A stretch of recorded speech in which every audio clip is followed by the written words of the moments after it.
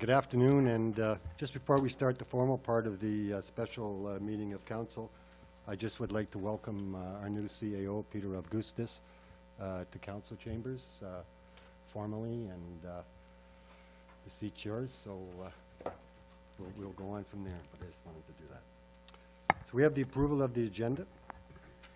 It's moved by Councillor Barker, seconded by Councillor Morgan. The council approves the agenda for its special meeting of August 15th, 2017 as presented. All in favor? Carried. Is there any declaration of pecuniary interest?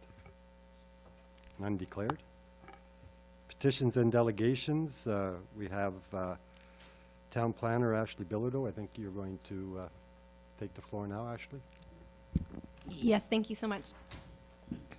All right, I am here today to discuss a zoning amendment application that was received from Caldwell Construction for the purpose of constructing or installing a pit and quarry operation with the option to process materials on site along Highway 112. So this property is located to the south of Highway 112 within Tech Township. So I'm just going to zoom into the area now. So we're located right in this area here, right on the boundary. And I'm just going to get the aerial on for you so you can see. So in terms of access, the applicant currently does not have access to Highway 112. He does have a request in to purchase property to the east of him, so that's located right here along Highway 112. So once he obtains proper access, he'd be able to do this so long as the zoning amendment is approved. So in terms of provincial policy, as we mentioned at the last public meeting, because this is actually a very similar application, the province typically wants to encourage aggregate extraction to occur. It's the economic advantage of living in Northern Ontario, so they do very little to prevent it from happening so long as it's done and meeting the Ministry of Environment guidelines, the Ministry of Natural Resources guidelines, and Ministry of Northern Development mines. So this, in terms of this proposal, the mineral extraction activity needs to meet those criteria, and we will stipulate those regulations and requirements in the site plan control agreement. In terms of progressive and final rehabilitation, that is again something that we would include in that site plan control agreement. All of the official plan policy pretty much relates directly to that provincial policy in terms of progressive final rehabilitation and the protection of from development activities that would preclude or hinder their expansion. Okay, so in terms of the official plan, it does say that you require a zoning amendment in order to proceed with this proposal, which is why we're here tonight. Within our official plan, it also stipulates that we are to follow the Ministry of Environment guidelines D1 and D6, which is the noise, the distances between sensitive land uses and determining what their influence areas may be. In this instance here, and similarly to Peterson that we did last meeting, we are under the impression that this is considered a Class 3 industrial zone or industrial use, which means it needs to maintain at minimum a 300-meter distance from sensitive land uses. They've established the potential influence area at 1 kilometer from the aggregate extraction. Anything that falls within that 300-meter to 1 kilometer from the actual, which is 300 to the potential of 1,000 meters, has to go through a blast impact study to determine what the effects are going to be on that sensitive land use. The applicants did submit this as part of their application, so I do have a copy of that here, and I will detail a little bit more the results of that study later on. I can't stress enough that no matter what, the Ministry of Environment is very clear that that distance cannot be any lower than 300 meters. So in terms of measurements, when we originally did the calculations for this property to the residents, we had done it through our CGIS information, and we had calculated about 330 meters. Based on the study that was completed, they've actually calculated it to be 575 from where they are proposing to extract. So there's a little bit more room there than we had originally thought. And then again, the intent of this zoning amendment is only to modify the zoning of where that processing area is, not the whole property. The whole property will not be set up for aggregate extraction, just that piece that's identified there as the processing area. So in terms of the studies, the blast impact assessment was done. It was completed by this DST Consulting Engineers. And they do have a very good experience working with aggregate pits in the past in different class 3 industrial uses. In terms of the information that we needed in order to make our decision, we needed to look at the blast vibration and the overpressure data. And that's something that's calculated using the Ministry of Environment and Climate Change guidelines. So they are underneath both. For vibration, the requirement is 12.5 millimeters per second, and they're about 9.5 millimeters per second at a 300 meter distance.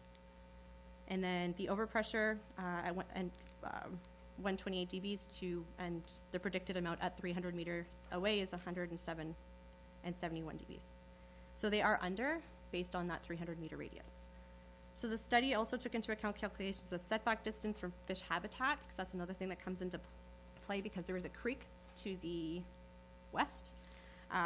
They're not planning on being anywhere near that creek, but as part of the zoning amendment and the site plan control agreement, we would recommend that there's always a 58.4 meter setback identified within that site plan control agreement to maintain it for future uses or future purposes. The study also took into account the impact on blasting for water wells. This, they did say, should not have any effect. Again, we're dealing with the blasting of rock that's on surface versus going underground, so there will not be any effect on groundwater, according to the study. So in the end, the conclusion of the report is that the blasting can be safely conducted up to a standoff distance of 300 meters from that residential dwelling. So in terms of comments then and correspondence that was received, at the time of the report, I had received correspondence from the Ministry of Transportation, which had no problems. They said the direct access to Highway 112 will be permitted for that purpose. The Ministry of Environment and Climate Change had reviewed this report entirely. I had asked them for comments on it, and their recommendations were to develop a site plan, identifying the operation sequencing from the pit, and then look at groundwater management, develop an operational plan, a dust management plan, and a stormwater management plan. Those are all things that will be taken into account for the site plan control agreement stage of things. So I did communicate that with the ministry, and they were satisfied with that. Second to that, we did just yesterday receive a letter that I circulated to council from 2 residents that are right next door. So these are the individuals that own that residence. That's approximately 575 meters from the property or for the processing area. They raised several conditions, including, groundwater, sound, noise, dust, and how it is going to likely affect their property. They raised the fact that they hear activity at the Miller site, which is approximately 1.2 kilometers away. So they are concerned that having something that close is going to affect them. And I will invite them to chat about that later.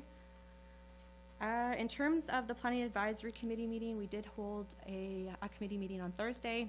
We went through all of the report, and this is pretty much the same information in this planning report, and they did recommend approval of the application because it did meet all of the criteria from MOECC, Ministry of Northern Development Mines, our official plan, the provincial policy statement. It was all pretty consistent with what our policy is.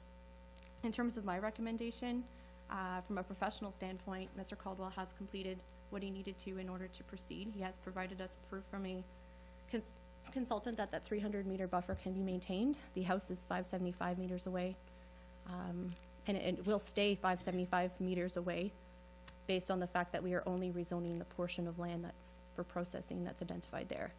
So it couldn't get any closer than that at this point without coming back to council. At this point, are there any questions? That was a lot of information. I guess that it's not our property that is being sold. We don't own that property that's No, in this discussion. property that is being private rezoned is sale. not ours. But we have to decide whether we're going to change Yes. the zoning.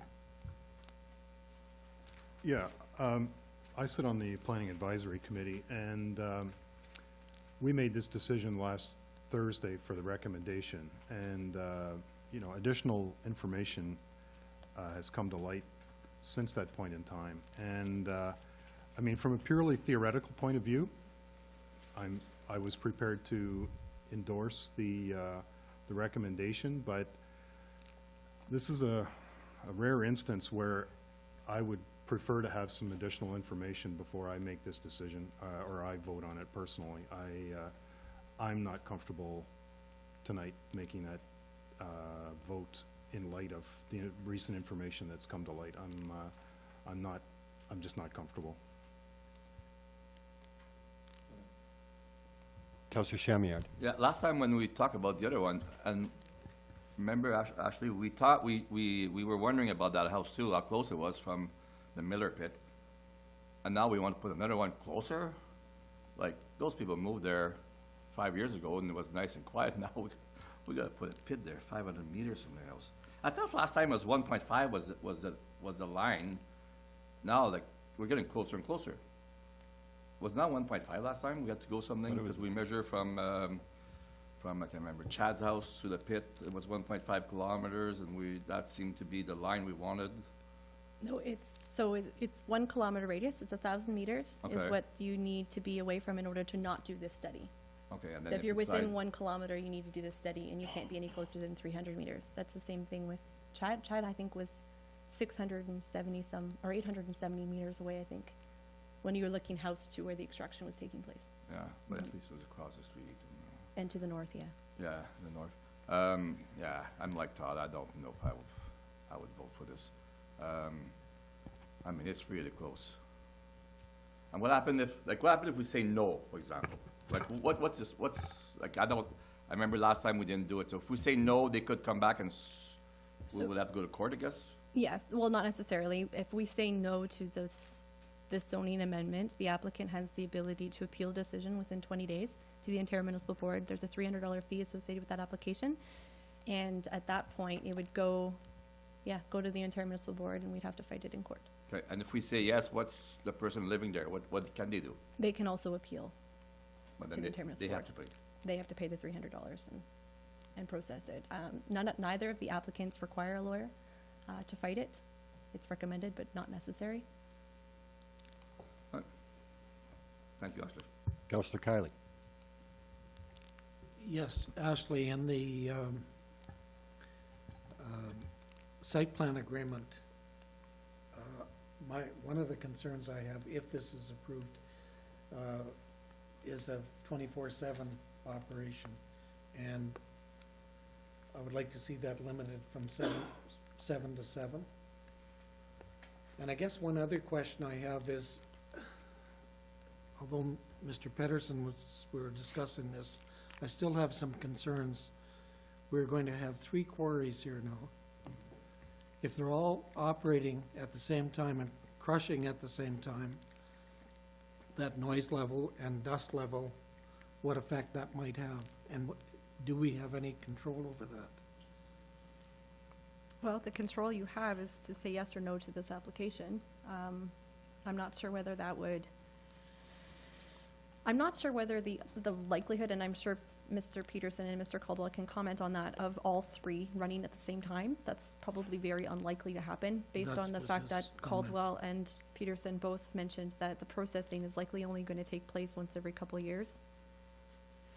So, and I believe from our meeting on Thursday, we'd said that they'd have to come back to council if they were planning on doing that at any point in the night for permission. So outside of that 7 to 7 timeframe, they'd have to come back to council for consideration just to get the okay.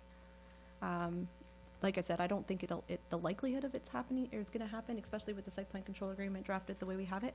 But I think the other thing that came into play when we were having that conversation with the planning advisory committee is that Miller may be doing more than their 7 to 7, and I'm not sure what their site plan control agreement stipulates, and I need to look into that. Because based on the feedback I'm getting from the residents next door, they may be operating outside of our noise bylaw, so I need to do some research on that. Councillor Shamiard. Another thing, actually, I was surprised that the Ministry of Transportation doesn't look into this more closely. I mean, Pat, there's 3 there, but there's one more up the road too.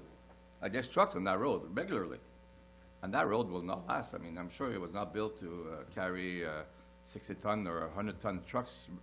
I mean, right now we have, I think it's like 75 trucks a day coming from the last quarry that was built, plus the other 3 quarries now that we're looking into it.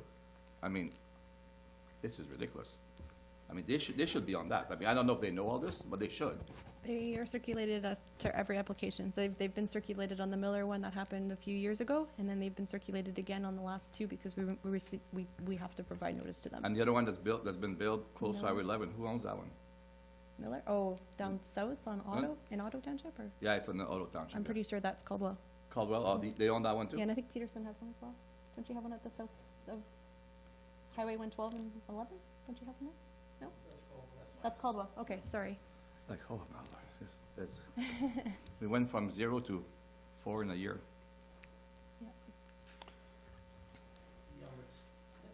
Councillor Mino. Ashley, last time we brought this up, I was asking questions about the abutting neighbors. I get an email yesterday that all of a sudden there's another abutting neighbor that has a objection to this. I guess we all got the same email, right? Okay. So how many abutting people are there really in this whole area? Because it looks like things are just surfacing as we move along. So I'd like to know if there's going to be other objections or support of this. So with all Planning Act applications for zoning amendments, we provide 20 days notice. In this instance here, we had to hand deliver some of the notices because they're outside our jurisdiction. So we did hand deliver those notices 20 days prior to this meeting, To all the abutters within a 120-meter radius. That's what we're mandated to of do. the borders of that Of the proposed borders property? of that property, So everybody knows about this? within a 120-meter radius, yes. And you had a deadline for people wanting to object, right?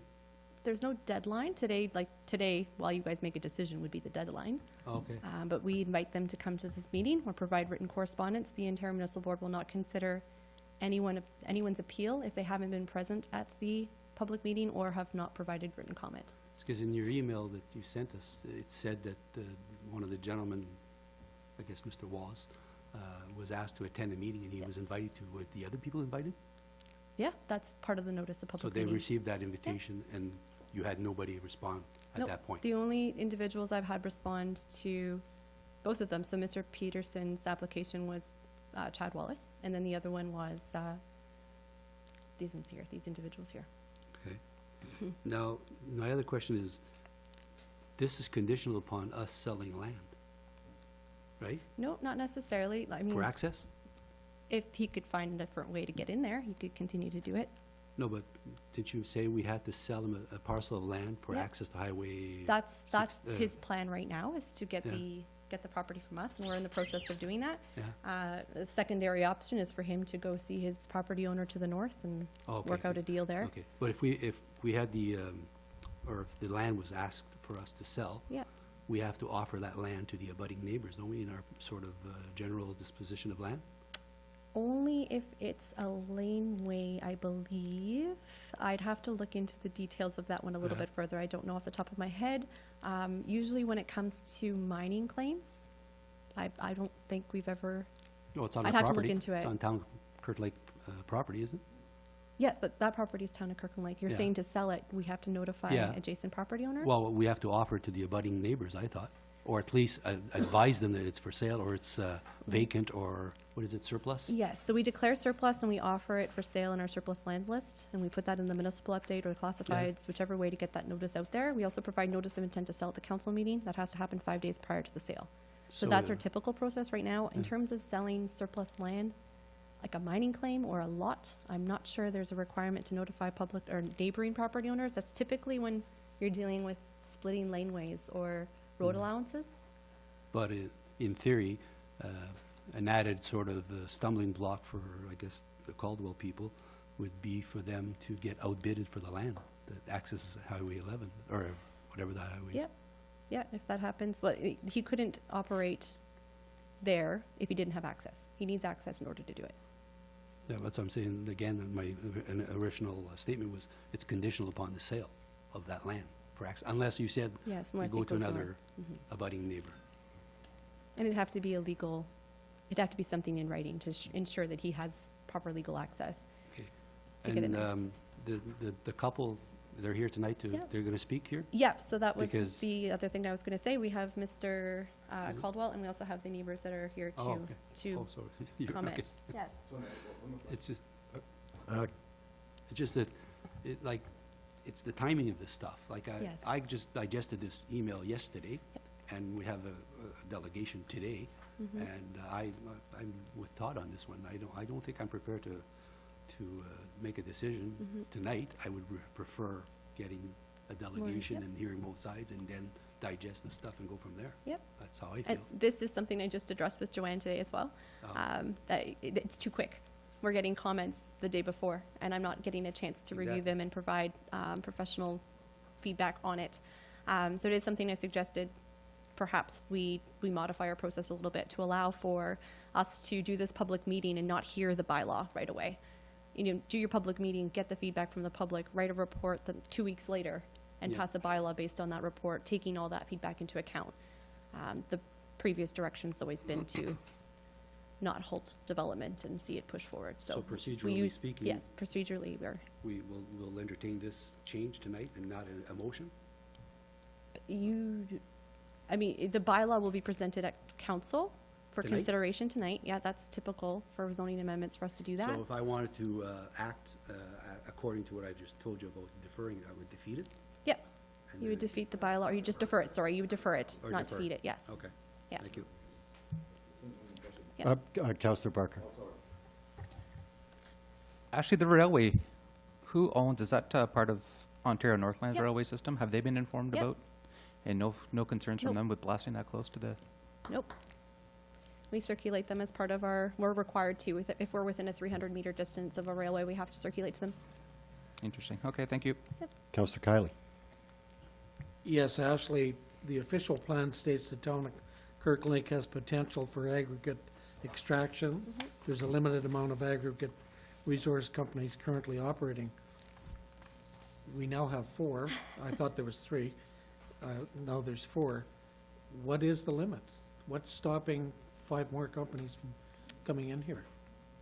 Based on my understanding of the Planning Act and, having written that official plan, the feedback from the province is very much pro-aggregate. They want to see that happen. It's an economic development initiative. And in the growth plan as well, the Northern Ontario Growth Plan has that in there as well. There's very little to prevent aggregate from happening. They actually go as far as saying that if the Ministry of Natural Resources has identified aggregate in an area, they don't want houses within a kilometer radius because it may deter aggregate from being extracted. So they're very pro-aggregate based on what I'm reading and seeing. Yeah, I guess my concern is if we do get another 2 or 3, 4 applications, we're gonna look like the Adams Mine Pit on Highway 66. And I guess there isn't any limit according to what you're saying. Not that I've been able to find. Councillor Chamier. Yeah, like, I like the growth, because, I'm happy Mr. Caldwell wants to move some business in our district. Is it a full-time quarry? Is it gonna be 2 months a year, 1 month? Like, that would be important to know too. Because people that live there might say, oh, for 3 weeks a year, we don't see any problem, or something like that. Like, we don't know what's gonna happen. That's why discussion is important. Like, we don't know much really. Like you said, the Miller's running one, and now they seem to be running longer than they were supposed to. I don't know that for a fact. Yeah, I no, but I'm haven't just looked saying, into like, it. yeah, but like, I don't know who checks that. Nobody sits there and check that unless somebody complains. Really. Yes. Yeah. So in terms of what has been reiterated to me, it's not something that's going to be full-time. It's when they need aggregate in this area, they'll be able to pull from it and use it. The blasting, in terms of both my conversations with Mr. Peterson and Mr. Caldwell, was just on a need basis. So when it's needed, they'll do it and they'll move on. It's not something that'll likely happen every year. Could be every 2, could be every 3, depends on what the need is. And where they're doing where they're wanting to move it. If they're sticking in this area, they're gonna cut it from that Yeah, spot. yeah, yeah. That's all stuff, the operational plan part of it goes into the site plan control agreement. So if there was any, I believe right now the site plan control agreement that we just drafted was a 7 a.m. to 7 p.m. Operation from Monday to Sunday. If they want to work outside those hours, they have to come back to council for consideration. So those are things that you can stipulate. Councillor Mino. Couple more questions, Ashley. The closure plan, that's something that you incorporated into the conditions? So now I'm hearing there's 4 aggregates or I know of 3. There's 3, okay. Now, Well, there's 2, and then this is the 3rd proposed. okay, so what about the other 2? Is there a site plan So the designed for them? Yes, the site plan control agreement has been drafted and is being brought to council for consideration tonight. I will speak on that one later. Yeah, but And all the others, I mean, so everybody's Yeah, treated the same way? So Miller has a site plan control agreement as well, and at that point, I used the templates that I had at that given point. Okay. The template that I got now is much more detailed in terms of what the requirements are. I tried to make it as restrictive as it would be to get a permit from the Ministry of Natural Resources, because they are going to have to go through that Okay. process anyways if the Aggregate Act comes into play up here. I just want to be satisfied that everybody's been treated the same way. Yes. In terms of the only approach. difference is that Miller likely doesn't have as many restrictions as Okay, the other 2, because I'm developing those 2. so it's an ongoing process where we're going to achieve a certain template that's, Yeah, and Sort I took my template, and I will address this Yeah. later. I took the template from Timmins, and I also approached Sudbury and North Bay to try and get, yeah. and a lot of the criteria that's within it is exactly what's in that section 9 of what you would require if you were getting a a permit from the Ministry of Natural Resources. Two more Yes, of course. questions. The closure plan, Yes. everybody's bound by that, right? So, yeah, again, I can address that a little bit more detail in terms of what I used as wording within the site plan control agreement, because if this is approved, I'm assuming we'd follow a very similar process to what we did for Peterson, or what I recommend we do for Peterson. There is policy within it that talks about the closure. Yeah. Again, if the Aggregate Act comes into play, as they say it will by the end of the year, they're also going to fall underneath their regulations and have to pay royalties they'll have to pay into a fund, the TORC fund, and make sure that there's enough money there so that they ever abandon it. So the closure plan will follow suit with the new aggregation act? Yeah. So there won't be like a special favor done to anybody No. here in No, terms of I think in this grandfathering? one here, they actually stipulate that the slope has to fall between a 2-to-1 ratio, and that's stipulated within the site plan control agreement. Okay. My last one was, or a couple more, the Swastika proposed water line that we're going to do Yeah. from Swastika to town here. Would we be requiring aggregate from certain pits like that for this job? So in the future, the town of Kirkland Lake could benefit from that pit or quarry? You're getting you'd get the aggregate from a lot closer than you would right now. Yeah, So you should see a benefit. okay. And my last, have you heard about Gravenhurst? They turned one down, I think. Was it Gravenhurst or Bracebridge? So, you know what? I haven't heard about that one, but that one again falls underneath the Aggregate Act. And I know if you want a closer example, Timmins has turned one down there too. They Timmins has turned down an aggregate pit, and they're actually, they never turned it down. They never made a decision. So the appellant, or the applicant, actually appealed the decision because a decision wasn't made within 30 days for the site plan control agreement. Yeah. So they're fighting that at the intermunicipal board. And right now. do you have any basis for the refusal, like in terms of public input? Residents nearby. Residences? Nobody wanted to make a decision because there was residents nearby. Okay, thank you. Councillor Roman. Just in going ahead, you've got a number of items here that you would include with the site control agreement. You also make reference to the study that was done recommending that water well testing take place. Yep. I'd like to see that included in. Yep. If it is going ahead. The other question I had was, what is the distance from the actual operation to the property line of this house? Not just the distance to the house. It's less than 300 meters? Okay. Is that something I could ask I'm you just to looking at the confirm? map and doing a brief little, if that's 575, you're probably looking at 250 maybe? Well, I'm not sure where their property line is. Oh, sorry, on- it's where that yellow, where the yellow outline is, that would be the property line. So that's their northern, Yes, and Property then, line. yeah, I'm not entirely sure, you'd be able to, Tech Yeah. auto boundary. limit Mhm. is my northern Is your Wolf property, Yeah. which is adjacent neighbor to the proposed quarter site. okay, thanks. Yeah, it seems that, like, each one we get is compounding, like Councillor Shammy, or, you know, all of a sudden we have, the first one was sort of a little easier, and now we have another one and another one. But ultimately, I think the OMB is going to make the decision, right? Because if we approve it, the appellants are going to appeal. If we deny it, the proponents are going to appeal. So ultimately, it's going to be the OMB that's going to make the decision, not the town of Kirkland Lake.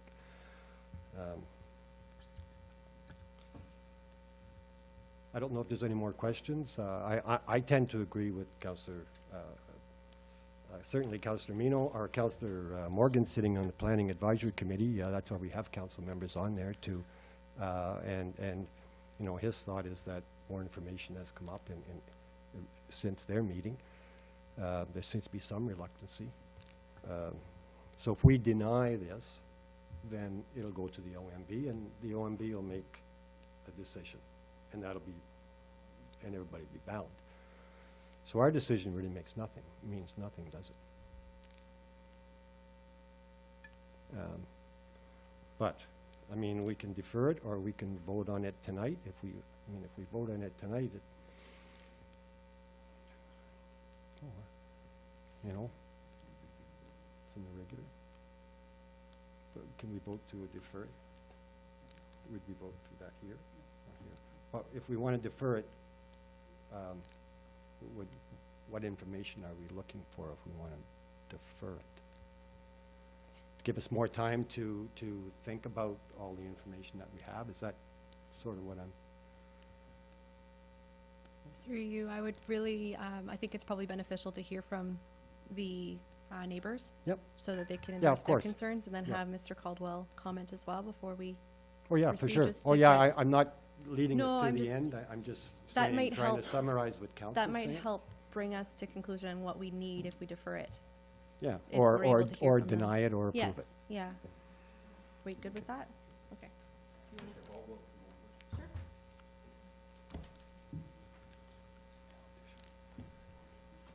Okay.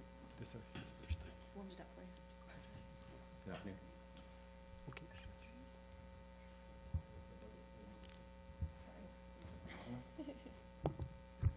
Good afternoon. So, yeah, I mean, we are doing a project at KL Gold right now, and this is one of the reasons why we're looking at opening this quarry up. Upon completion of that project, this land will likely be used on a periodic basis, a very periodic basis, actually. Processing likely to happen every 3 to 4 years.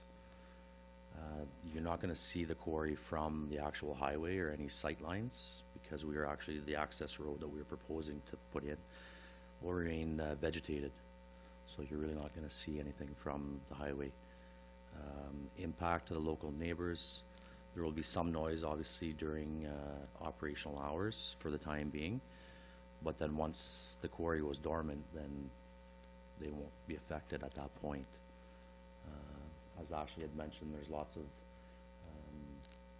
writings in there about dust control, so on and so forth. So all that stuff is what we typically deal with on a day-to-day basis, especially in the processing areas. We use water for dust suppression in our processing equipment, and obviously for truck traffic and so on and so forth, there'd be calcium put down and as needed for the roads. We hire our blasting consultant professionals that we hire out of Sudbury. They put up blast monitoring just to, as part of our MOE guidelines, as well as we're certified through the Ministry of Environment for portable processing plants as well, that we have a distance to the nearest receptor that we have to maintain. And as part of my C of A, our nearest distance is actually about 200 meters from the nearest receptor in on a Class 2, which along Highway 112 is considered a Class 2 area as far as portable plants, with a berm and so on and so forth to mitigate the noise levels. We certainly don't want to. We're not trying to disrupt anybody's lifestyle, way of living by any means, and we'll try and whatever we can to mitigate those measures for the adjacent landowners. Councillor Kiley. Yeah, Chuck, a typical day or week at this proposed quarry, how many hours of the day would you be crushing, and hours of operation, basically? Well, hours of operation, I think we're in agreement with what's been proposed with the previous, with Peterson's and the Millers as well. 7 to 7, we're completely okay with that. Yeah, and right now, I mean, we're gonna be seasonal construction season, May till December kind of thing, and then we're pretty much shut down for the winter months. Okay. And typically 5 days a week, not we don't typically try not to work weekends, so. Okay, thank you. Thanks. Councillor Morgan. Ashley, this is a question for you first and then for Chuck. With the process, as Tony alluded to, if we deny this tonight, and Chuck wants to appeal it to the OMB, what's his timeline versus us deferring this and then, possibly having a similar result? And It really depends on what information council's looking for as a result of the deferral. So if we, let's say, deny or approve, there's 20-day notification, or 20 days where the appeal has to be recognized by Joanne. So they have to submit it directly with her. If we defer, and depending on what type of information you guys are looking for and how fast it will be to get that information to you to make a better decision, it's just a matter of when we have the information, we can bring it to council for consideration. Did that answer your question? I think so. And I guess it really, and I don't want necessarily an answer out of you right now, Chuck, but you might want to provide some feedback as to which approach you would prefer, because it's just two different paths here that may end up in the same place, but may take a lot longer, so. Okay, I mean, obviously, we hope that, council will be sufficient with the information we've provided, and that we can make the landowners, content with what we're proposing to do, and the point that it's not gonna affect, their livelihood as well, right? And that's certainly not our intent by any means. Right now, we're hauling in front of their home. Typically, we're running, anywhere between 14 and 17 trucks right now a day. By getting closer to town, we're gonna be able to downsize the amount of equipment being used, and that we're not actually gonna be going in front of their homes as well, so there'll be less traffic on Highway 112 ultimately. So I mean, that intentions are that we can work through this without having to go to OMB. Can I make a suggestion? Perhaps it's a matter of deferring to see whether or not we can work alongside the neighbors and Mr. Caldwell to come up with a suitable solution and bring some feedback back to council based on that. Well, certainly that's the ideal solution. I mean, then there's nobody, out of pocket any, crazy amount of money. But if the, we'll hear from the neighbors, and if council agrees, it's certainly a reasonable approach. Councillor Mino. I was just going to say, Mr. Caldwell, have you reached out? I guess by deduction, I know there's neighbors here, but have you reached out to all the abutting neighbors, you personally or your company, to explain and perhaps arrive at a handshake? No, actually, I haven't. I've stopped by their home actually twice on occasion now, but there hasn't been anybody home.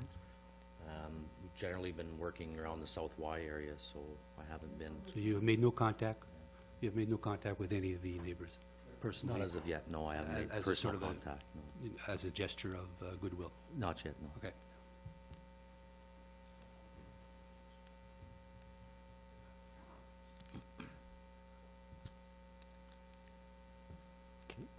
Maybe it's time now to hear from Emil and Thank you. Diane.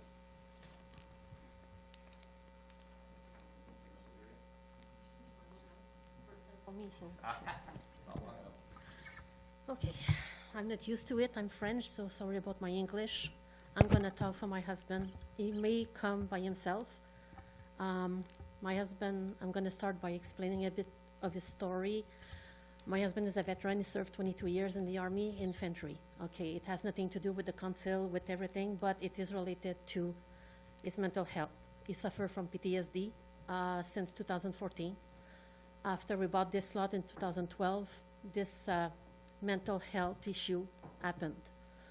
Now we have to deal with that, and he's now disabled. He cannot work. He has a medical file about that thick. It's not easy. Believe me, it's not easy.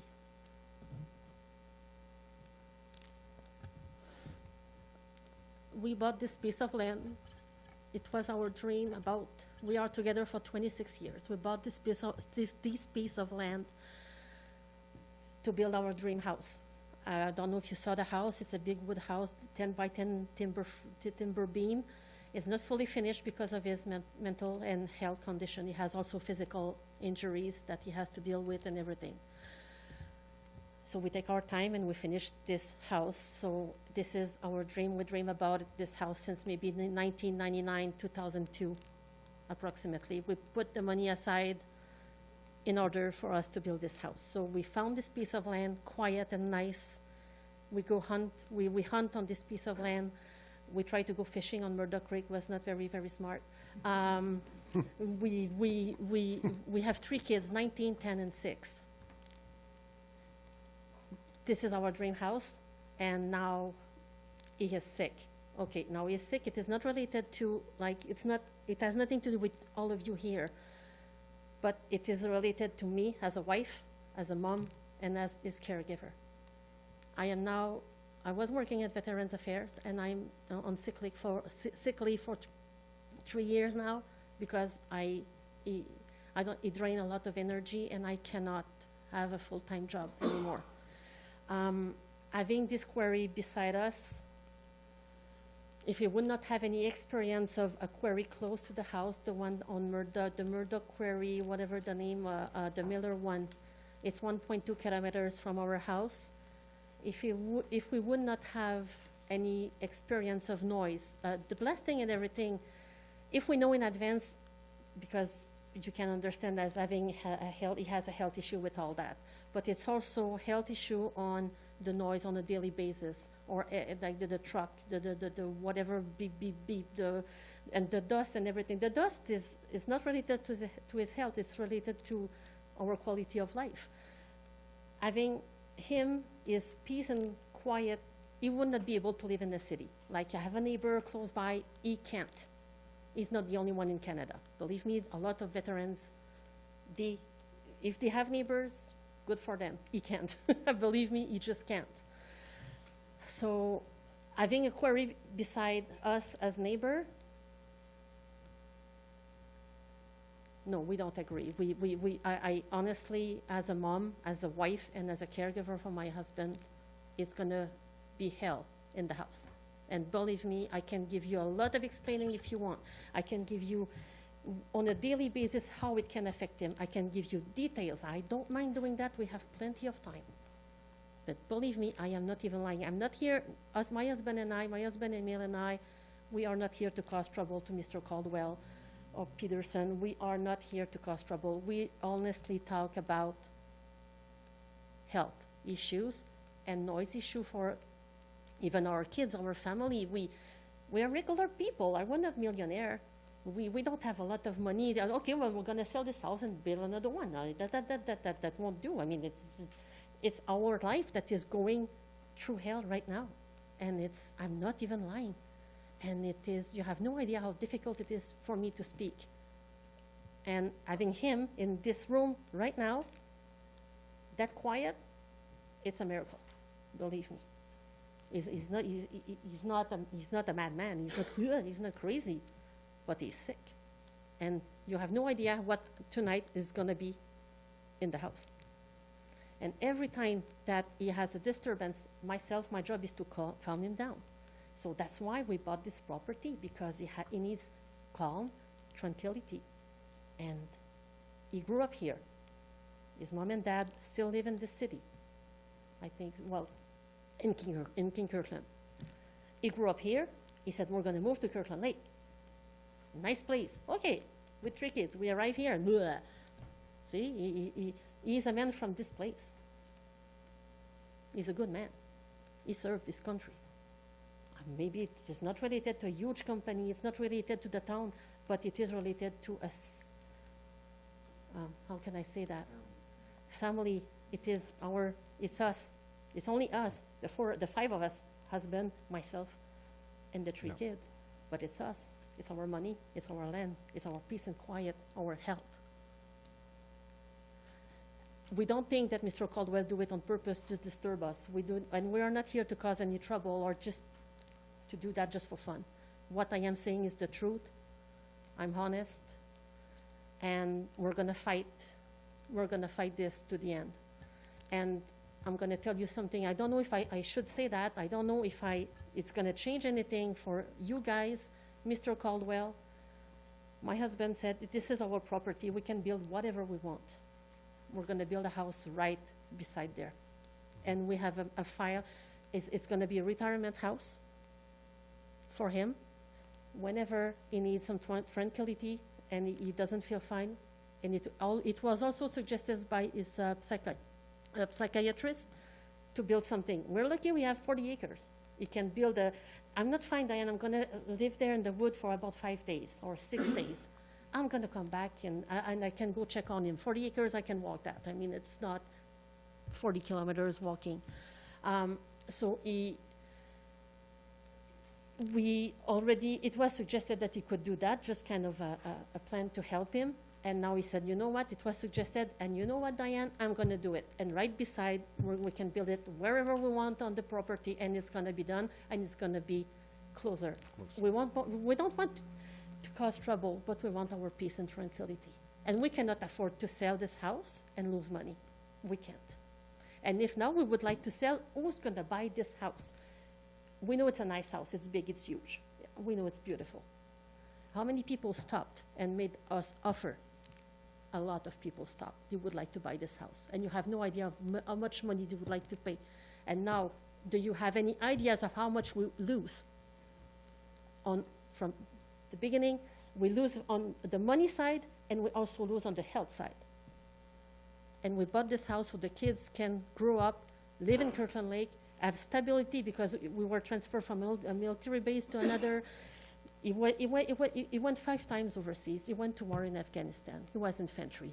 He lost his friends. He has mental issues because he served his country. He's a very good man, and I don't think he deserved that.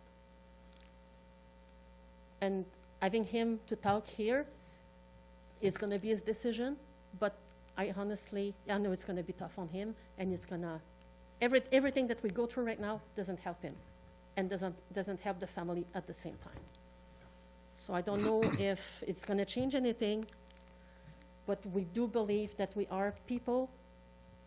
We should have respect.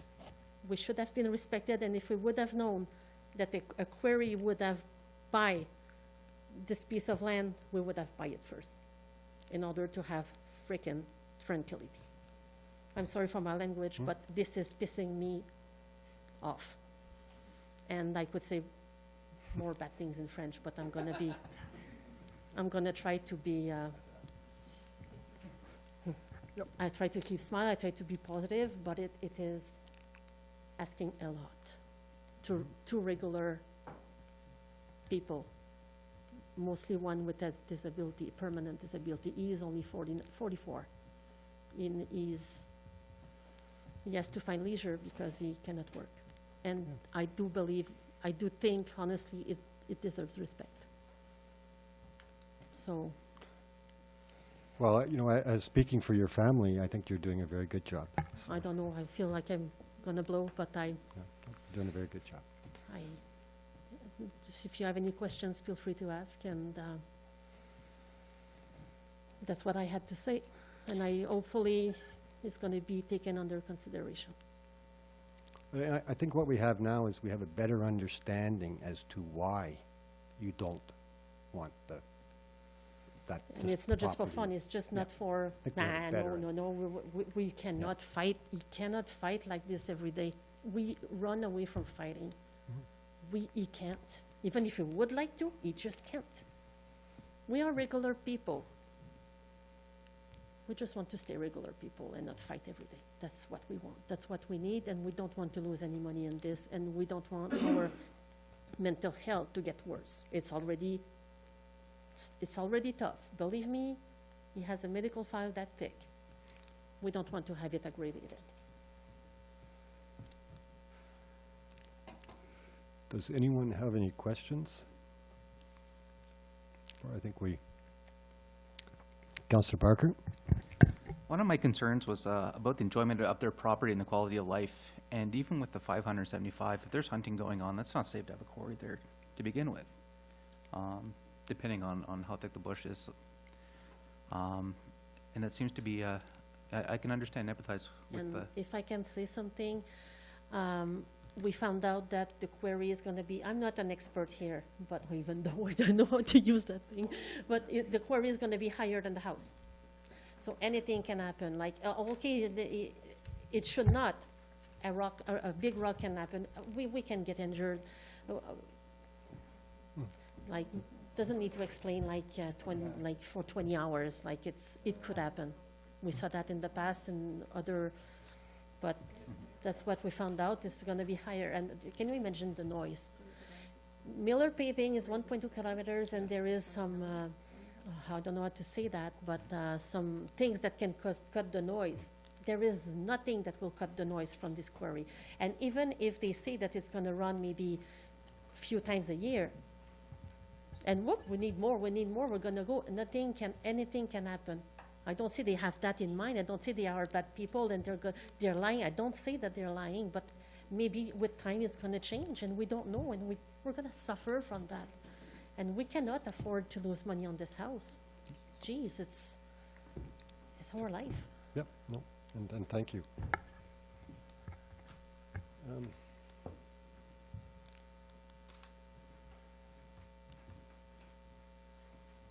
Anything to say?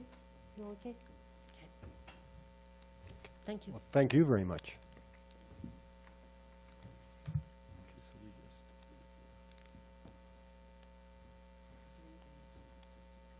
Yeah. As this is a special meeting of council, is there anybody else in the public here that has anything to say? Okay.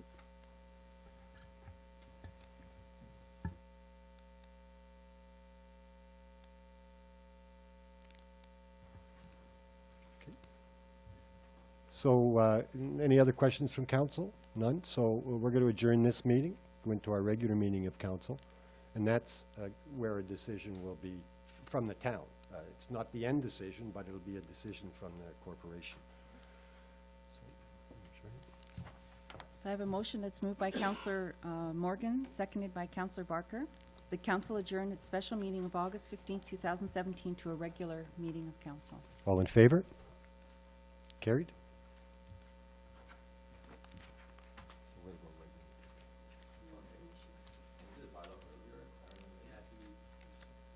During our, oh, I see. Okay.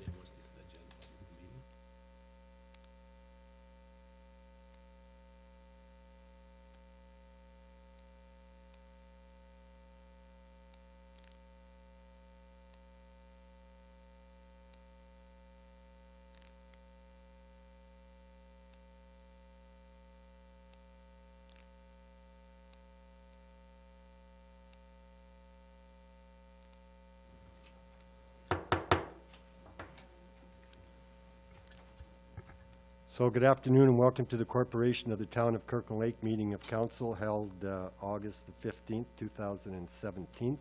Before we start our meeting, I have a notice to read.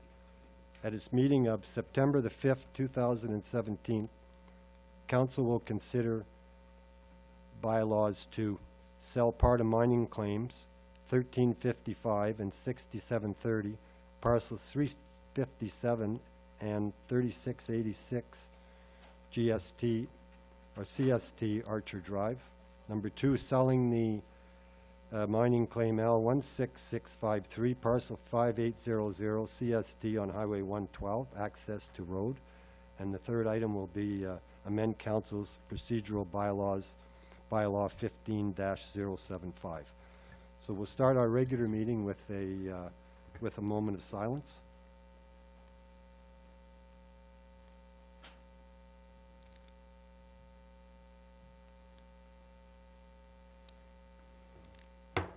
Thank you. We have the approval of the agenda.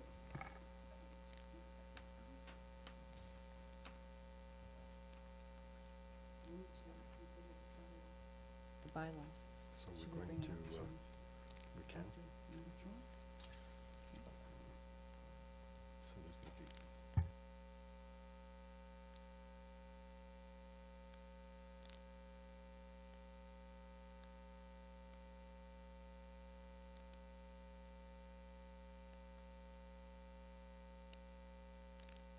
Motion here that is moved by Councillor Barker and seconded by Councillor Morgan. The council approves the agenda for its regular meeting of August 15, 2017, with item bylaw number 17-085 being moved for consideration prior to item number 3 on the agenda. All in favor? Carried. Is there any declaration of pecuniary interest? Councillor Barker? I have a conflict of interest. I'll be presenting on behalf of Community Living, asking for the flag to be risen, so just wanted to make it clear. I'll be changing seats to the front seat to present. That's fine. Petitions and delegations. No, Oh, let's oh, we're going go to, to okay, yeah, okay. 1785. Okay, so you're gonna read the bylaw? Okay, so this is a motion's moved by Councillor Kiley, seconded by Councillor Barker. That bylaw 17-085, being a bylaw to amend bylaw 12-019, the town zoning bylaw, by adding mineral extraction special on part of mining claim L16527 and L16528, parcel 10191 CST, be read a first, second, third time, enacted and passed. All in favor? Against? Sorry, can you raise your hands again against? So it's unanimous, okay? So that is 0, 4, and 7 against, so the bylaw is defeated.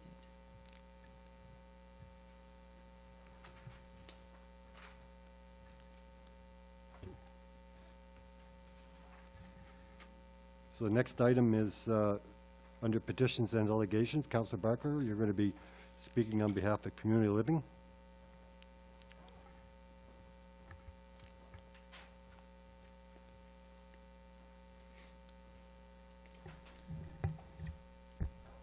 Your Worship and Council, thank you for having us here this evening.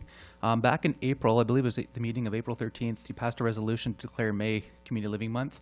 Unfortunately, there was some transition going on and we couldn't do the celebrations. So we postponed it and we'll be holding them in September. It is the agency's 70th anniversary here in Kirkland Lake. It was the founding agency throughout North America for the, developing care plans and education paths and life skill development for those with intellectual disabilities. So I'm here tonight to ask that Your Worship and Council will consider raising the flag, Community Living's flag, on September 1st and fly it for the month of September in honor of Community Living Month, September 2017. I will be forwarding a calendar once I've, there's just a couple items I have to confirm on, but there's a month full of activities from the raising of the flag to a barbecue to honor all our community partners, as well as all those that support the various functions and the programs that go on through through the community in support of community living.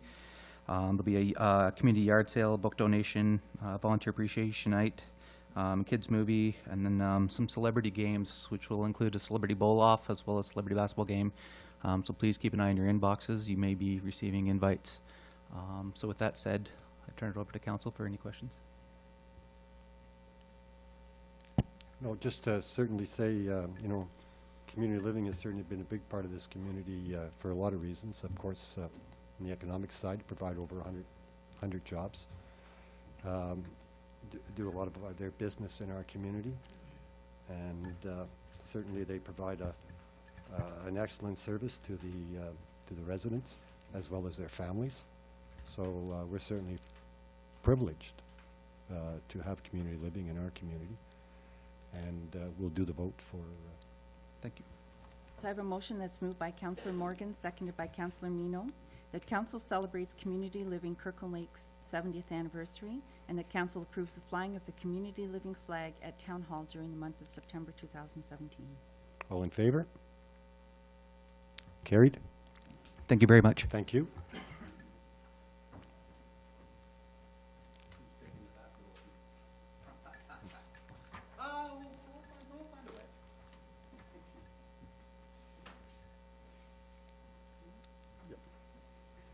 So I have a motion that's moved by Councillor Morgan, seconded by Councillor Barker, that council accepts the minutes of the following meetings. The regular meeting of council held July 11th, 2017. The meeting to open proposals for TPR pharmacy services held July 12th, 2017. And the regular meeting of council held July 13th, 2017. All in favor? Carried. Reports of municipal officers and communications. Peter, this is your role. You can sit down at the chair there, sir.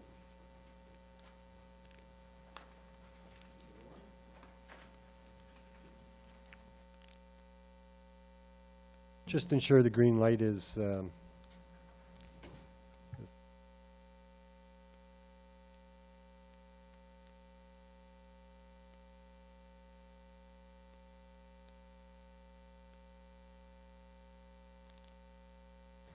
So good afternoon, everybody. Finally made it up to Kirkland Lake, 700 kilometers away.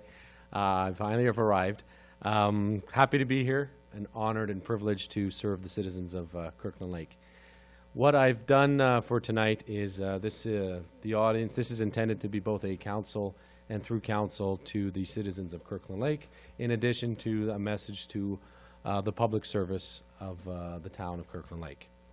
So I prepared a brief presentation just to outline some stuff I've been working on, introduce a bit of myself, and where I'd like to take the corporation. So I was officially appointed on the 11th of July, earlier last month, I guess. This slide is basically for the intention for everyone to understand the role of the Chief Administrative Officer, and it's Town Council's sole employee that serves exclusively the citizens of Kirkland Lake through the elected members of Kirkland Lake, the Town Council. I'm the administrative head of the civic administration with a delegated power through the bylaw that was passed on the 11th of July. That gives me the responsibility and accountability for the management of, it's under 250 employees. I ran the payroll numbers earlier, so it's about 213 at last payroll account. So that is my mistake for my typo. The management of the town's operating, capital, and user fee budgets once it's approved by council. Management of the town's programs, services, operations, and contracts. One of my main roles is to provide objective and politically neutral advice to town council. I'm ensuring that all applicable provincial legislation, rules, and regulations are followed. And yes, we are still in the province of Ontario up here, right? So, and I'm into implementing town council's decisions, resolutions, and bylaws. Some limitations on the powers and what I cannot do, just to be clear, because there is, as I'm walking through town and dealing with staff and citizens, there is some confusion out there, so hence the slide. The powers of the CEO cannot cancel, reduce, or change existing service or a program that's offered by the town. Only city council can do that, town council can do that. The CAO cannot change the level of service or the standard of service that is offered. The CAO cannot spend more than what the council has approved. And the CEO cannot override any change or override any council decision. So since July the 11th, I've kind of had some actions that I've taken to date, more so recently than from July, but I've temporarily implemented a 90-day hiring slowdown for all staff vacancies, while I do allow for exemptions. Temporarily, well, I guess in a little bit, I'll be temporarily assuming the official capacity of the town treasurer. I am going through evaluation of further cost containment and reduction measures, if need be, to come back to council and seek guidance and approval. I'm assessing the organizational culture, its capacity, its processes, and identifying deficiencies in them. I'm going around introducing myself to all the work teams and locations, being briefed and pulled in on a lot of urgent matters, seeking direction. And of course, I'm learning about the town, its partnerships and potentials. And this past weekend was a wonderful day walking around downtown on Saturday. Beautiful day, meeting some of the local merchants. So obviously I'm hired as the town CAO, and I'm coming from a bigger urban center and southwestern Ontario, so I have a different view of different eyes and different perspective. So hopefully that's I'm one of the reasons that I was hired was to look and use that perspective. And this shouldn't be a surprise because you have had previous council consultant reports, but the civic administration set up is not sustainable under its current operations. The organization is at high risk and exposed to external shock and pressures. Right, that's been identified a couple times over the years, so I just confirming the consultants that were done previously. So my plan is to formulate an administrative action plan focusing on three main things: investing in adding more democratic principles in the civic administration work practices, investing in renewing and rebuilding the public service, and investing in long-term financial sustainability stewardship. I'll go briefly into all the themes. The first one, adding more democratic principles. I think it came up during our previous special council meeting about the time delay and the time we need for more input. So that's an example. And obviously you've seen the notice of motion for the bylaw, for procedural changes to the procedural bylaw.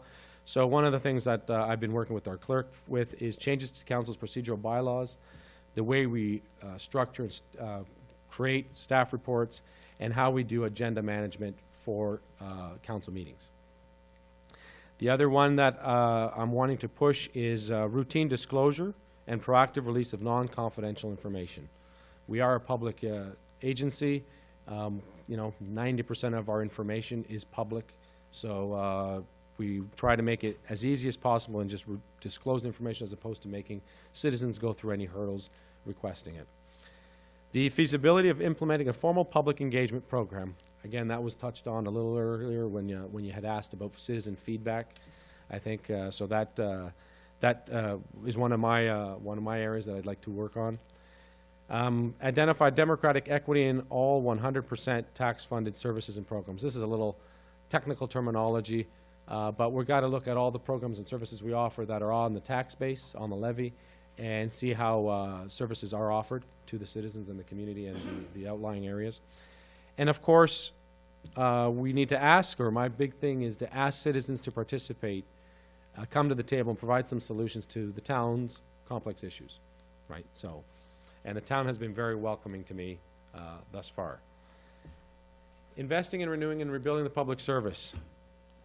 This is predominantly what I have been, I will admit I have been focusing a lot on looking at the internal staff and the functionings and the mechanics of the administration.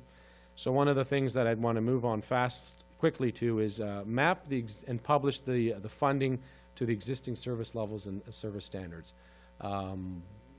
That's going to be an exercise, and I think it's one of that's going to be welcomed for everybody, staff and the community, so everyone can understand what services are offered and at what standard, especially due to the last couple years of some budget pressures the town has been facing. Another one that I think has been identified through other third-party reviews is refreshing formal public sector values and ethics, transparency, merit-based decision-making, including in all hiring and procurement practices. I say the word refreshing because it's, I think there's strong places in some of the organizations, a little weaker places in others, so I think that's just let's refresh, give everybody a check to reset. Hopefully, part of the whole process of a public administration is you want to let your frontline staff handled, delegated, and empowered routine decision-making. You don't want it to go up the bureaucratic hierarchy. That just causes layers, it irritates citizens, and it costs money. So you have to do proper delegating and empowerment. Looking at feasibility of implementing a customer service charter guarantee, this is always a, citizens love it because they get cash back when we can't do our guarantee. It obviously is a complicated thing to implement, but it has been implemented in other places, so that's why I put the word feasibility. Usage of modern technology, automation, and performance metrics. I'm getting a meeting with our IT group later this week, just to get a handful of the network and the IT systems and whatnot, and how we can look at different areas, whether it's work management solutions, online work processes, whatever it is. And of course, part of the job is to assess the organization and reorganize jobs and work functions as where they would be more effectively used, right? So, and they might be, the most effective solution might be where they currently are used. So this is just me assessing it as part of the organizational assessment. The investing in long-term financial sustainability, I think this is a lot of repeat from you probably go through this every year or through every audit statement, but a lot of these things seem to need to be addressed, and I think we have a couple items coming up on the agenda that will highlight why they need to be addressed. But obviously, we need to improve the process of how we plan and fund capital and operating budgets. And going back to my first slide about public engagement, this is my intention is to be more participatory with the citizens in seeking their input on the process. We need to address the reserve fund balances. That's, again, highlighting on all the previous audited statements. That's a repeat that leaves us vulnerable for any external pressure or shock. Introducing debt management policies, so we don't go through the OMB, that we've hit our ceiling max. I think that, and it's proper prudent management. And then, again, putting my citizens lens on, evaluating the citizen affordability and the demand for a service or program that the town offers. Obviously, one of the first things I've noticed, the town of Kirkland Lake, I got up here and there's a lot of services and programs offered for a town that's, I guess the population base years ago was twice its size. The infrastructure has remained that we still have to maintain and take care for and pay for, and so have some of the services. So this is why I'm openly putting it up there that it's time to evaluate the citizens' affordability and if the demand for service and programs are still there. And the last thing is the identifying of alternative funding models for our services and programs. And by funding models, I do not mean applying for grants to external bodies. I mean tax-based versus user pay versus employees versus third-party contractors, right?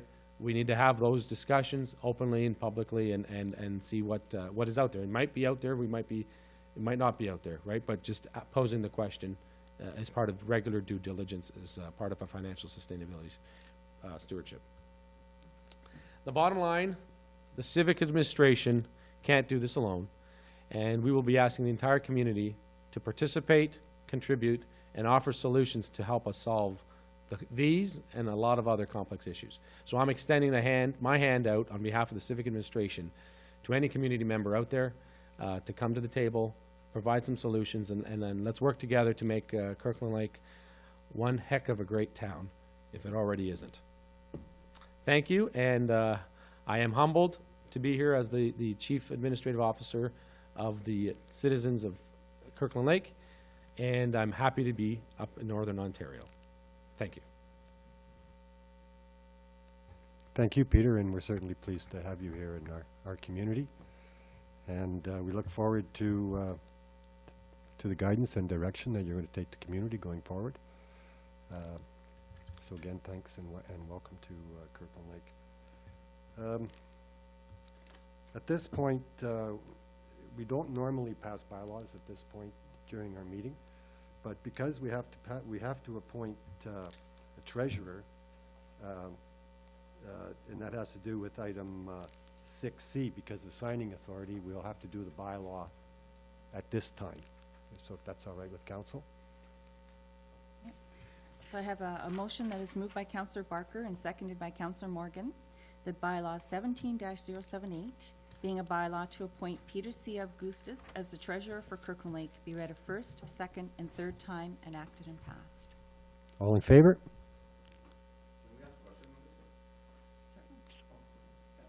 So is it a temporary position? So are we gonna, did we already start to, put a job to look for people, or? Well, I don't want to put words in Peter's mouth, so I'll let him answer that, but I think, It will be a temporary position. I do not have career aspirations of being a treasurer or getting my accounting license. So yes, it's an interim measure until we get the mechanics of posting the job, creating the position.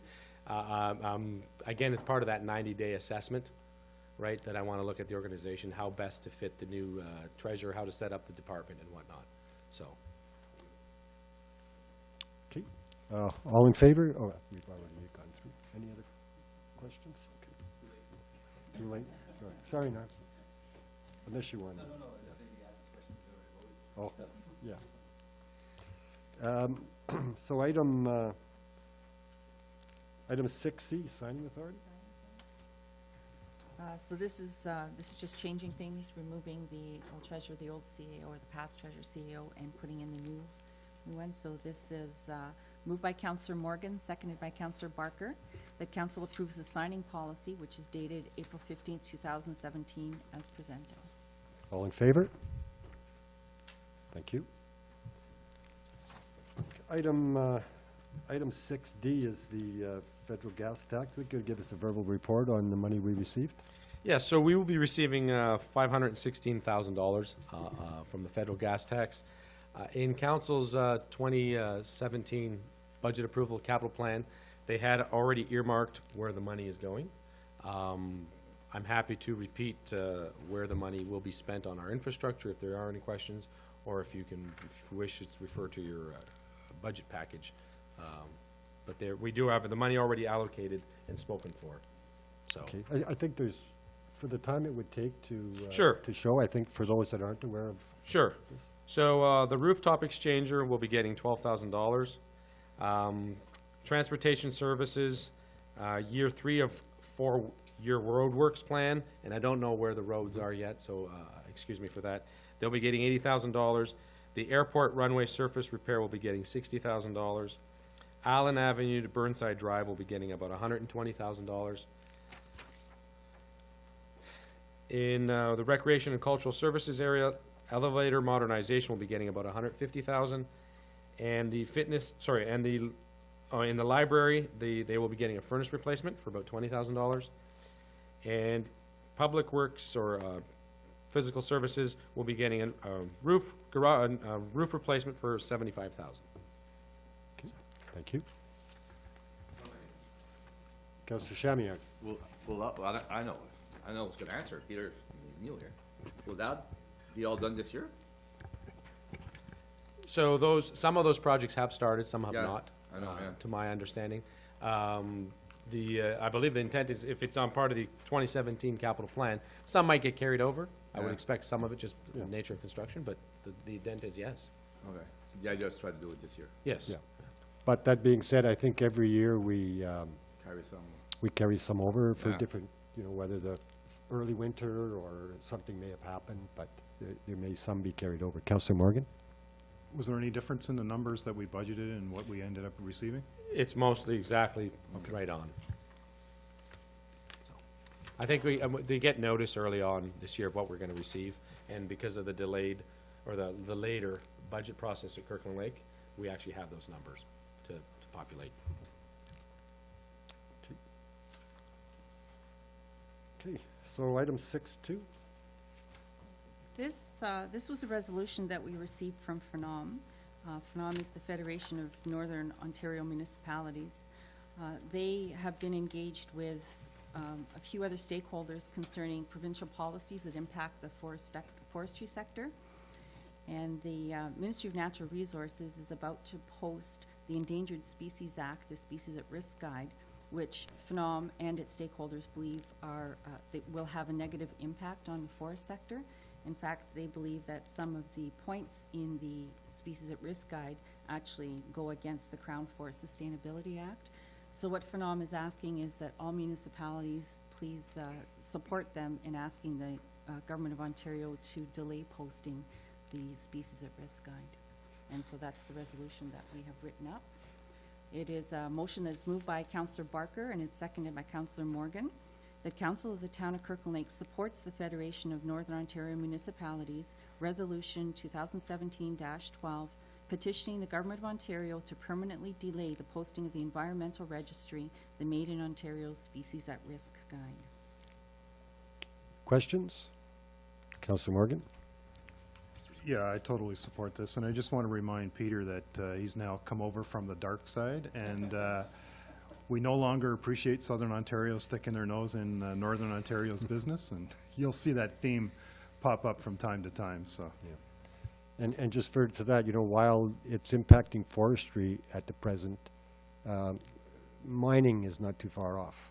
And it once it carries on, then it's going to impact our survival as well. Well, yeah, exactly. You wonder how much, you know, misery and grief this would cause for De Beers Diamonds or even Detour Gold Project or, you know, the Ring of Fire coming up. So this could potentially, you know, cause a lot of havoc to mineral extraction for no real reason, so. So all in favor? It's carried.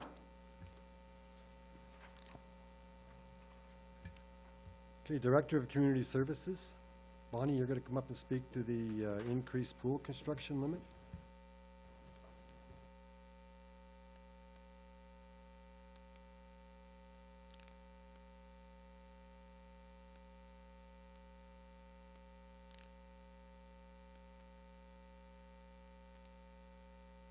Before you start, Lauren, I'd just like to, Lauren, before you start, Bonnie, I'd just like to mention to Lauren, Lauren's the Director, or Chief Executive Officer for the TEM Fund.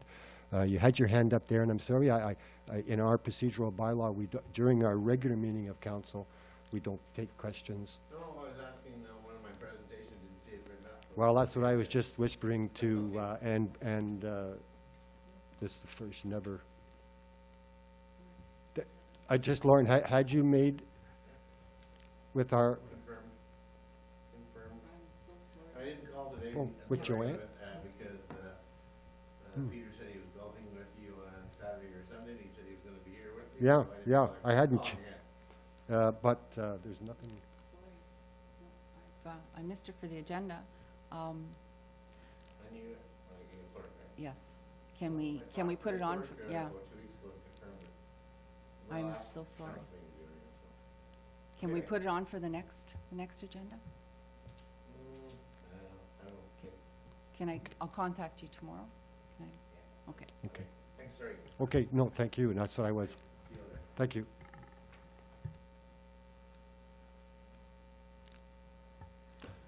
Bonnie, I'm sorry, go ahead. That's all right, thank you.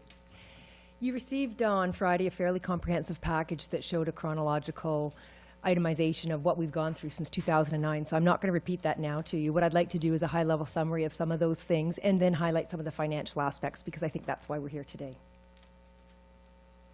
So real briefly going through some of the history, we had about 4 years from 2009 to 2013 that we had different consultants commissioned to look at the existing pool because we knew we were in dire straits for a number of reasons and to give recommendations. Over those years, we had 3 different architectural firms give us Class D estimates, and as we go through the rest of today's presentation, we'll understand the difference between a Class D estimate and what you come in at the actual project build. We did have community consultations. Council did choose an option from the report. So the report that I've referred to a couple of times that Council was given, I brought a copy today just in case anyone wants to review it, but this was the report that was fairly comprehensive, listed a number of different options for Council, and did have a Class D estimate. So at that time, Council had chosen, at that point it was a middle-of-the-road option, and asked us to continue to pursue that. And we started to look for both the province and the feds for any types of funding that we could have to apply to the project, and we did have a reserve fund set up. 2014, we had 2.1 million settlement dollars allocated to a reserve fund. It was a fairly busy year because we did do a design bid type of process, and we did accept a $13.7 million bid conditional upon value engineering. We spent a great deal of time trying to get that number down because we knew it was higher than what council wanted at the time. There was a lot of compromise, and at the end of the day, the compromise came into a pool that we were not able to happily accept. And with the design build, we were quite aware that we would probably have a number of $1 million in change orders. So we knew that that was not the route to go. So we ceased that project. In 2015, we looked at different delivery methods. What else could the town of Kirkland Lake do to make this project a reality? And Monteith Building Group was chosen to be a construction manager for construction manager at risk project. So this was the first time the town of Kirkland Lake has entertained construction manager at risk. What we felt the benefit was that once we had the construction manager hired, he would then work with architects and engineers and eventually a construction company, which typically is the same company as a CM, but doesn't have to be, and they lock in a guaranteed maximum price. And that's the process that we're working with now, which that GMP has worked out to be quite successful to date. 2016 last year, so Monteith Building Group provided their initial build, so that was back in June. And they did numerous subsequent builds because they were trying to get to 50% design. So when you lock in your price for a GMP, you lock it in at 50% design. We worked hard with them. Now, unfortunately, their number came down a lot for a number of different reasons, but as they get closer to 50%, then they realize what the actual true costs are. So I'm going to show you some of the things that we did remove, because I think we forget that we worked very hard to get the number down as low as we could. We talked about some potential donations of significant value. That was done in camera, and we kept looking at hopefully ways to get more money into this project, and our Pooling Together Fund was quite active during these times to get as many local fundraising initiatives as we could. And we did do a bylaw to enter into a guaranteed maximum price agreement with Monteith Building Group to complete the aquatic center, and that was at $13,460,933, and that's still where we're at. That kind of brings us to the current year, and I didn't do a slide for that just because we're living it right now. So right now, 2017, construction is ongoing. We have bi-weekly meetings with the constructors, with the architects, with subtrades. Councillor Morgan attends, staff attends, so that's kind of how we keep up to date on things. We forward to council and put on the website the bi-weekly update so that hopefully the citizens of Kirkland Lake can see what's going on. We've had lots of drive-bys, lots of interest, lots of people coming by. Things are a little bit more shut in now. You can't see as much from the lobby, but depending on the time of day, they open little windows up and we have lots of little eyes peeking, which is nice to see. One thing that we also did this year, which I didn't include in here, but just to remind everyone, we did do the sanitary sewer from Allen to the complex. That was funded by CWWF, so that was a fully funded, it was external to the construction project, but obviously part of the reason we did it was because of the pool. So this is kind of new information to you tonight, but I just wanted to share with you a number of the things, and I won't go through every line, but this was the hard work that we did trying to make sure we got the number as low as we could. So what happened was we had hired project leaders or project managers years ago, and their name was MHPM, and they helped us get to the point that we could go to a tender for a design build, because they needed to identify what types of pumps you need, how many change rooms you need, all those types of things. So they gave us, they knew what our budget was, and they allowed us to tell them what were necessities to us and what were nice to have, and they helped come up with a plan. So they then designed a very large document for the design build. This was what was the basis for the CM at risk. So when you'll see some of the things that we changed, it was because they had spec'd something certain, and then we found out through lots of research maybe we could get the price down. So one of the first things we did was delete the basement, and this is very sad to me. What a basement is it's a perimeter around the pool that all your piping is in. So whenever then you have a problem, you can see everything and you can fix it. Wonderful to have. Our maintenance people were thrilled to have the option to have it, but the cost didn't warrant it. So as you can see, it was $370,000. Beautiful to have if you have the money. We couldn't do it.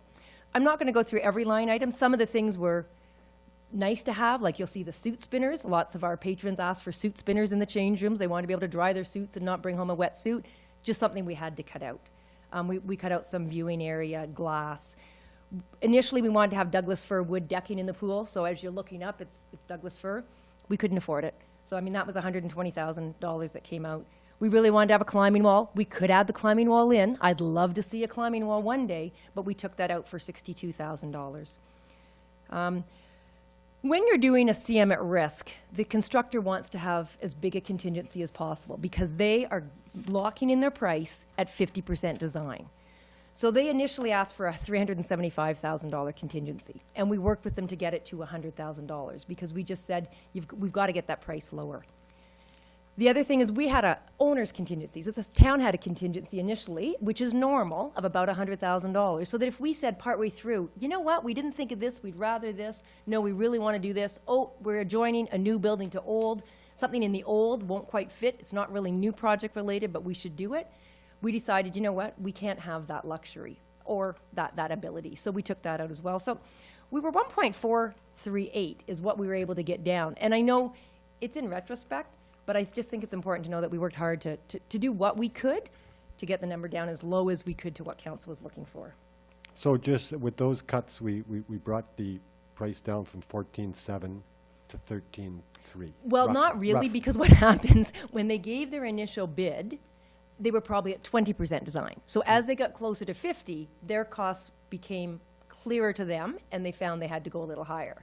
So we're at the same time going, it can't go higher, so we're cutting.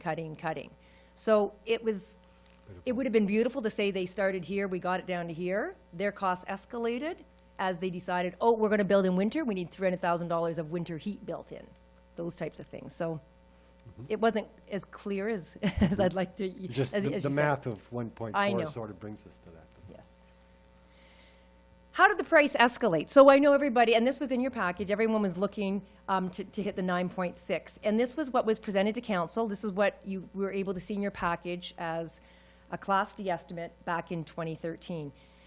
When you take a look at that estimate, there were a number of things that they didn't include, and they don't include them in a Class D estimate. So when you come up to where we actually have to be. So one of the biggest things was escalation. So right in the package that you had at the time, it says, if we escalate in 1 year, it's add 3%.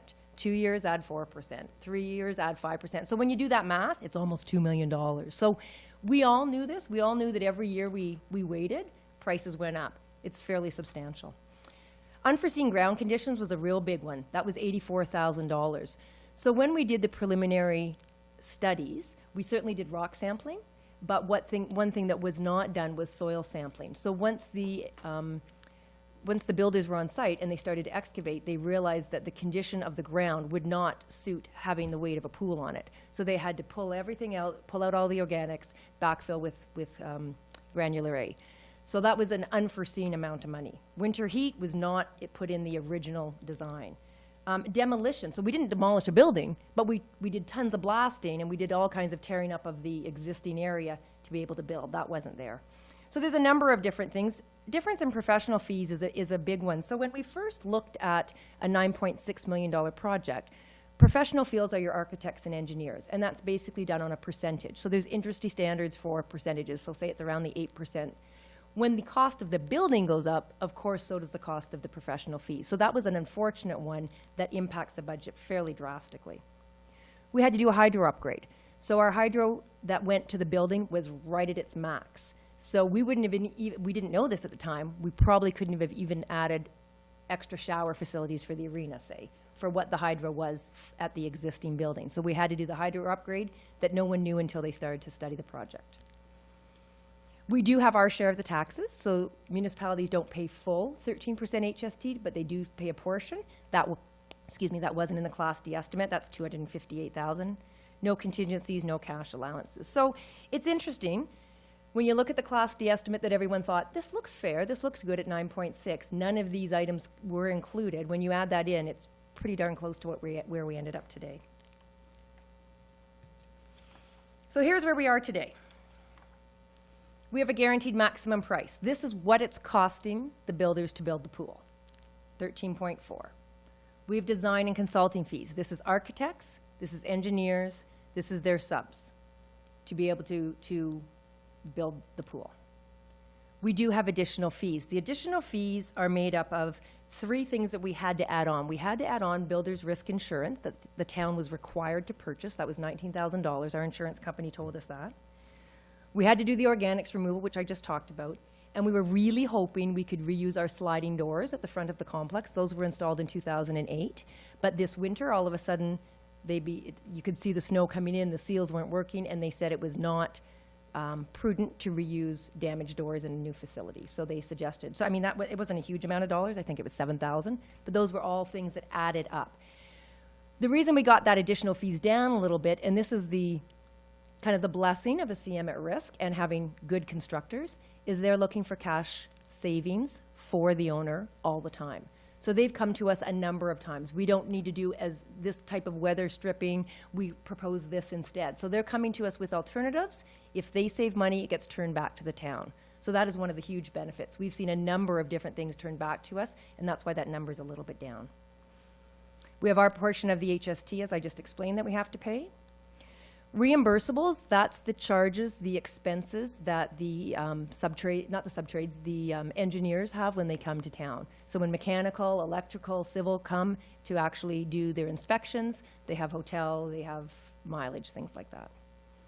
And then we've spent money on consultants and we've done pre-engineering studies. So back in 2014 primarily, we had project management fees, we had environmental risk assessment, we had geotechnical investigations, and mechanical performance specifications. So that's the dollars spent to date.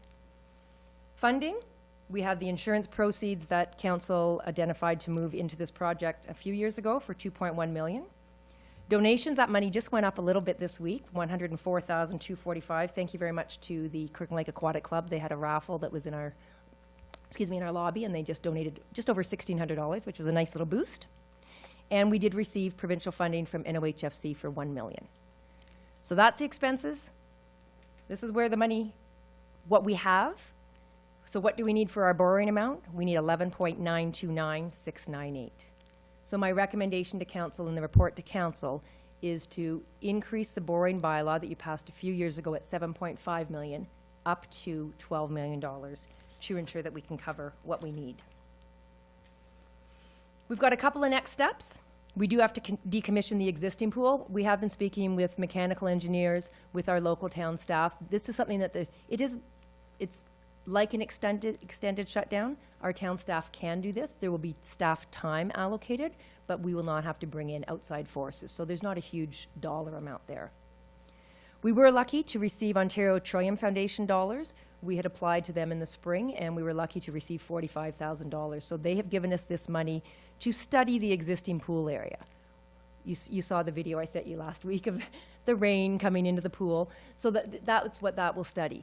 What's the condition of the roof? What's the condition of the pool basin itself? What do you need to do to be able to turn that space into anything usable in the future? And what are some of your options? So that's what that money can be used for.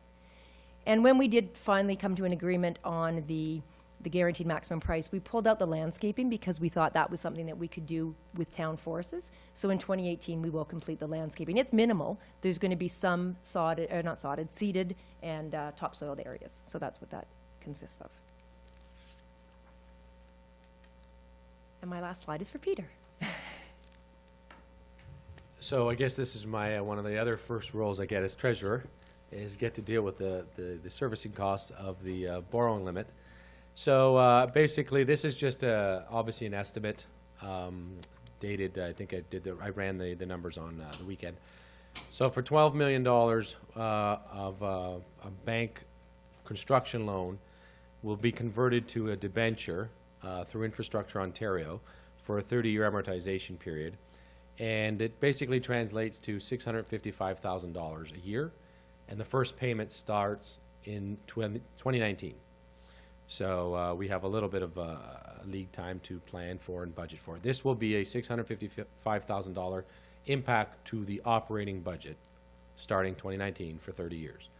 The math is pretty straightforward. You borrow $12 million. You're paying over 30 years. You're paying $7.6 million in interest for the total cost of the loan, basically in $19.6. So that's the financing costs, straightforward, right from Infrastructure Ontario's website.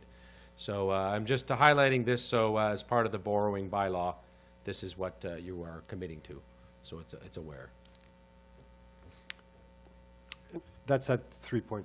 That's at 3.53. Yeah, that's at the posted rate. So obviously, the numbers will probably change when we go sometime in the new year. Usually, the process works, you have a construction, the borough bylaw is gonna give us money from a bank, the Royal Bank, I believe, we're to finish the construction project. After our holdback pay is all complete and we've signed off on the project, we're gonna take that and then go to Infrastructure Ontario, apply for a debenture, do the paperwork, and whatever the posted rates are at that time, this will fluctuate. So these numbers aren't hard, right? Will go up and down until the agreement is signed, so. Councillor Shamiard. Two question, Peter. I mean, we should do this faster than later because this interest rate seems to be moving more upward than downward right now. That'd be my first one. You could answer both. Then the second one, I don't know if you know that. Hockey Heritage North is paid, I think, this year, 2018, I think. May 19th. Okay, May 19th. How much was that per year? Do you remember?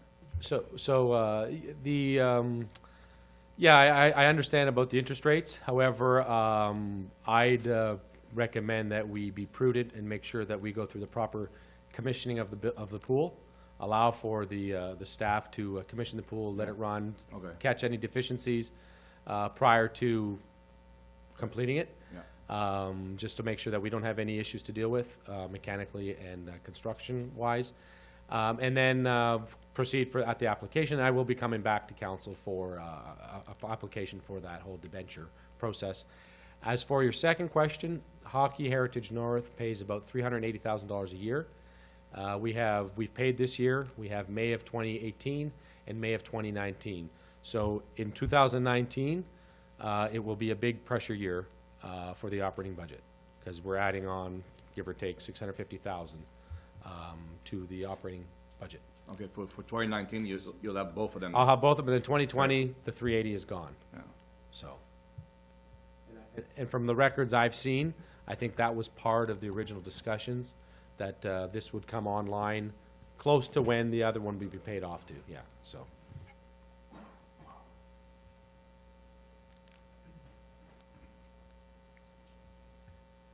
So what we're doing is we're increasing our limit for a construction line of credit. Once the pool is completed, then we'll borrow to pay off that construction line of credit. Yeah, essentially the way it works is we're going through the Royal Bank to get a construction loan. So assuming the bylaw gets passed tonight, we have to fill out the bank's paperwork. It will take a couple weeks for the bank to do their due diligence on their end before they release the funds and we get the line of credit. And then the project continues. We pay our contractor, pay off all the invoices, finish off the project. Usually about 90 days to 120 days after the construction is finished, we go through a commissioning process, sign off on the project that it's complete, and then we turn the Royal Bank's money. We go to Infrastructure Ontario, convert the Royal Bank credit line into a Province of Ontario, Infrastructure Ontario, funded debenture, and that process allows us theoretically with a better interest rate than going to the private sector ourselves. So it pools a lot of the municipalities' infrastructure. So, and it's set up for us, so. But I guess the traditional way through the banks, they'll have an option to apply to lend us the money.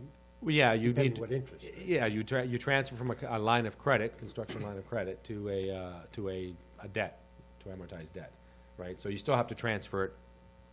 I'm not sure if the bank will be better rate than Infrastructure Ontario, but at the time we can do the analysis. Yeah. Sorry, Sean. I think I think that's the best way to do it. But when we go to Infrastructure Ontario, it's at 30 years, you can't pay that ahead of time. You have to be a 30-year. Like a bank could put more money in, but I think the difference. I think they have different terms. They do yeah? have different options. Okay. We'll assess that Yeah, yeah. at the time.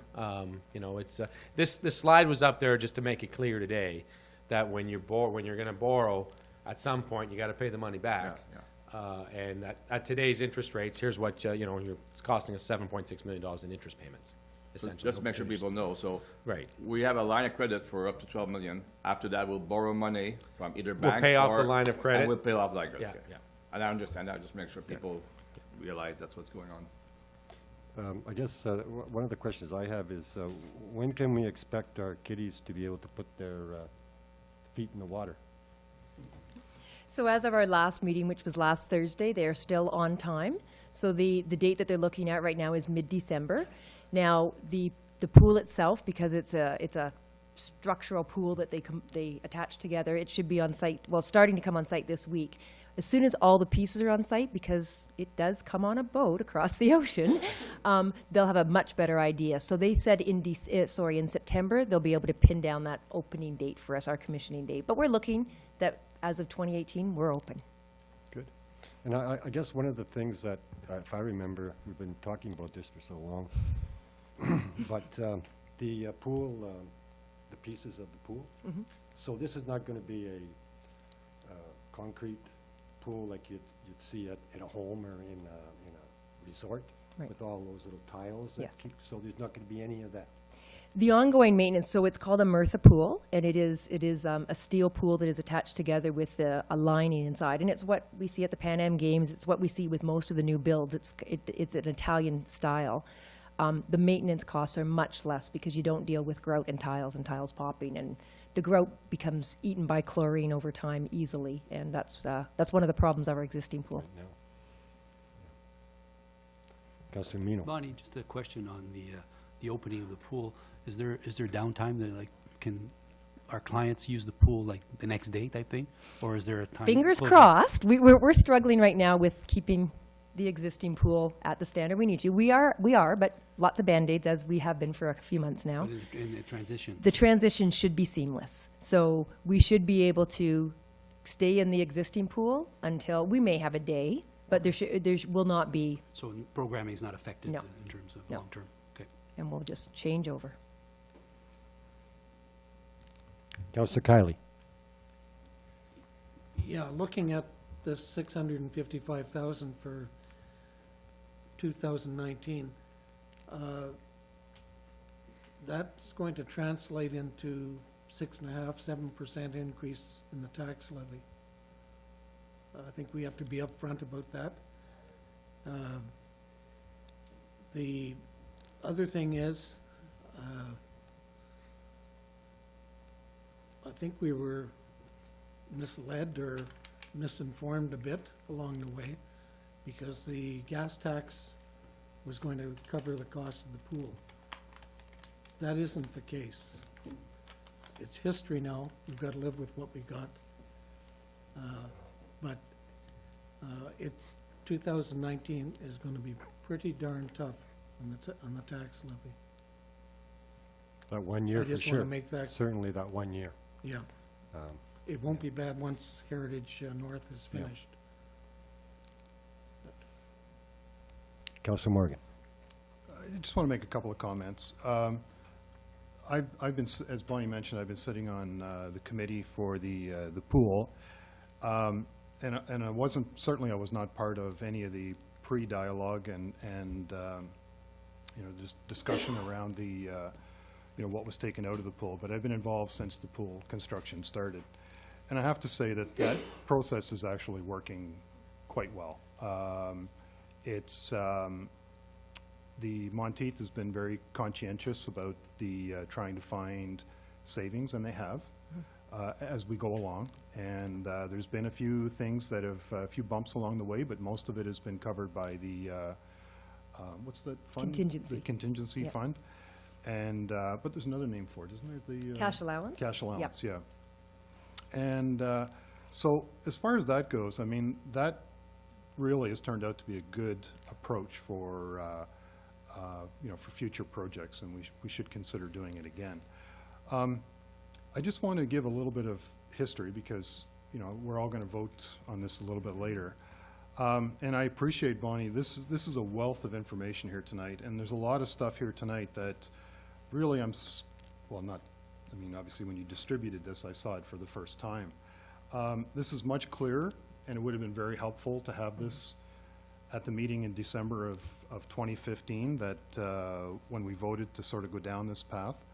But we didn't have this information, and the number that I had in front of me was very different. At that point in time, I had a very high comfort level as to where we were going to find the money to do this project. We were going to borrow $7.5 million, and I was comfortable with that, because if you take the 7.5, that would just about equate out with the hockey heritage. But now we're, you know, that's not the final price. Council voted in favor of an expanded budget, and that's fine. That's a democratic process, and I certainly respect that. And, you know, I've been, I think, not a negative No. contribution to the meetings. But I have to say that, you know, $655,000 a year, Councillor Kiley alluded to it, even after we subtract the money for Hockey Heritage North, I'm a little unclear where that balance is coming from, and I've never heard a really good plan as to how we're going to deal with that without it falling right on the taxpayer's shoulders. And, you know, it may very well be that there is a plan by the time we get there, but for me to vote for that at this point in time is very problematic for me, because one of the overriding issue that I've brought to this table since I came on council was to reduce taxes. And until I see a plan for that, then, you know, it's going to be difficult for me to vote in favor of it. So I just wanted to be clear about where I sit on this.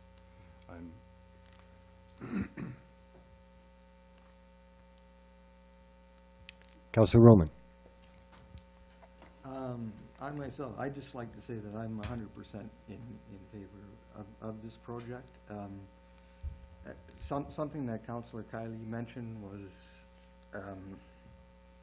that we may have been misled somewhat on how much money was actually available. When you look at Bonnie's figures here, we have $104,000 in donations. If you go back to the July 2016 notes, it references potential donations of $3.8 million. To me, that's quite a discrepancy. Nonetheless, we are where we are. I would just hope that there's ongoing efforts with regards to trying to increase donations to this project. The $12 million that we're going to vote on is more or less the upper limit, and I would hope by the time that we're going to debenture this project, it'll be considerably less through donations, because my support for the project at that time was influenced by that $3.7 million figure. Nonetheless, at this point, I'm totally in favor of proceeding with and going ahead with Bonnie's recommendation tonight. Thanks. Look, I can't speak for the fundraising committee, but Bonnie, you're on the fundraising. But I believe it's ongoing. It'll continue to be ongoing. And once we borrow this, once we increase to the construction line of credit, doesn't mean that it stops. We got money in the last few days, and I'm sure that'll continue. And there are efforts being made, for sure. Just like to add that perhaps this might be a Northern Ontario phenomena, but from my own professional history, fundraising, public servants make lousy fundraisers. So it's usually the community, and they're usually step up. And I haven't looked into the details, and I haven't looked at who's administrating and how we're doing the fundraising. But usually it's the community that steps up and drives that, not public administrators. So hopefully that the members of the friends of the pool in town step up and help us out, right? So that's because it's we don't want to confuse the public administration end of things versus the fundraising thing. So I know that was one of the things that I noticed right at the day one with regards to the pool file. So I just like to mention it. Thank you. No more discussion, okay. And that'll come back as a bylaw. Okay, item 6.4. Ashley, you're going to come up, talk on the surplus lands at the tennis courts.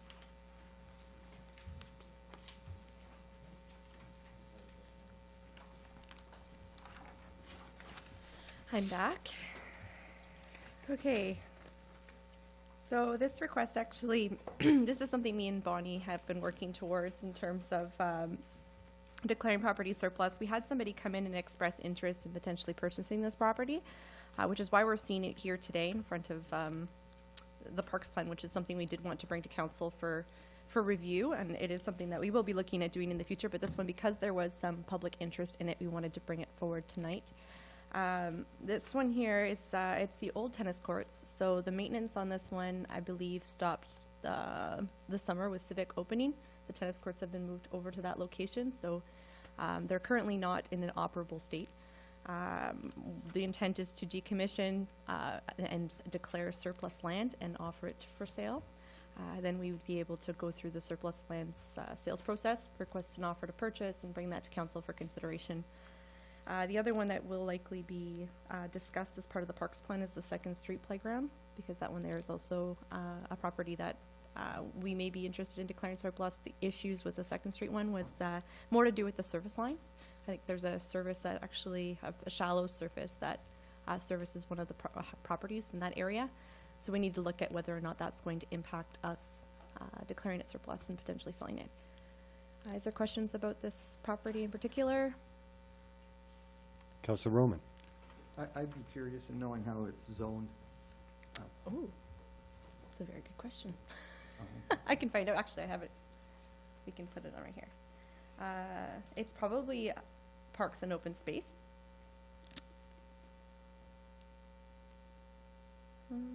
Beauty of the system.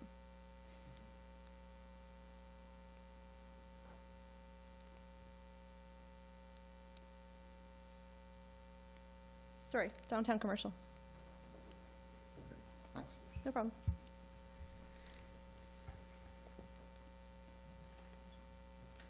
Okay, I have a resolution that is moved by Councillor Morgan, seconded by Councillor Barker. The council declares as surplus and available for sale, and this is the legal description of this property. Tech Mining Claim 1829 PTRP TER 384 and Part 5 of Parcel 9827 CST, and Tech Mining Claim 1829 PTRP 54R 1800 and Parts 1 and 2 of Parcel 11080 CST. So this is those two properties. That is the old tennis courts, and then there's another 5 summer haze beside it. Questions? All in favor? Yeah. Carried. Okay, item 6.4B. All right, this one here I sort of alluded to a little bit when we were doing the public meeting. This is to consider the site plan control agreement for Peterson, for the aggregate pit that was approved by zoning amendment at the July 11th meeting. Typically, I don't necessarily do a report to council for site plan control agreements in the past when we've dealt with, let's say, Central School or other site plan control agreements that have come to play. They're very straightforward. It's you need to have this much parking available, this many accessible parking spaces. You need to have a stormwater management plan, a drainage plan. We don't typically discuss them at a council setting because they are so straightforward. This one here was a lot more confusing to deal with, and it's new to me also when it comes to the requirements that were imposed by the Ministry of Natural Resources, the Ministry of Environment, and the Ministry of Northern Development and Mines. So I wanted to be sure that you guys were fully aware what you were passing and what those requirements were based on the public meeting that we had and the neighbors' concerns, and then the information that MOECC is giving me. So I did kind of break down what those conditions were on the second page of this report. must remain consistent with the appropriate site plan standards under the Aggregate Act. That is basically making him comply with the standards that the M&R has imposed if they were to get a permit. So when it transitions, a lot of the due diligence and the work that he will be required to submit to get a permit from the M&R will all be completed as part of the site plan control agreement. So makes the transition a little bit easier. The topsoil cannot be removed from the property and must be stripped and stored separately. This allows for the closure plan, when the closure plan comes into play, for that to be put back on the property or on that site so it can close it and maintain that natural look once it's closed. Maintaining control of erosion of any berm, stockpile, or overburden. So when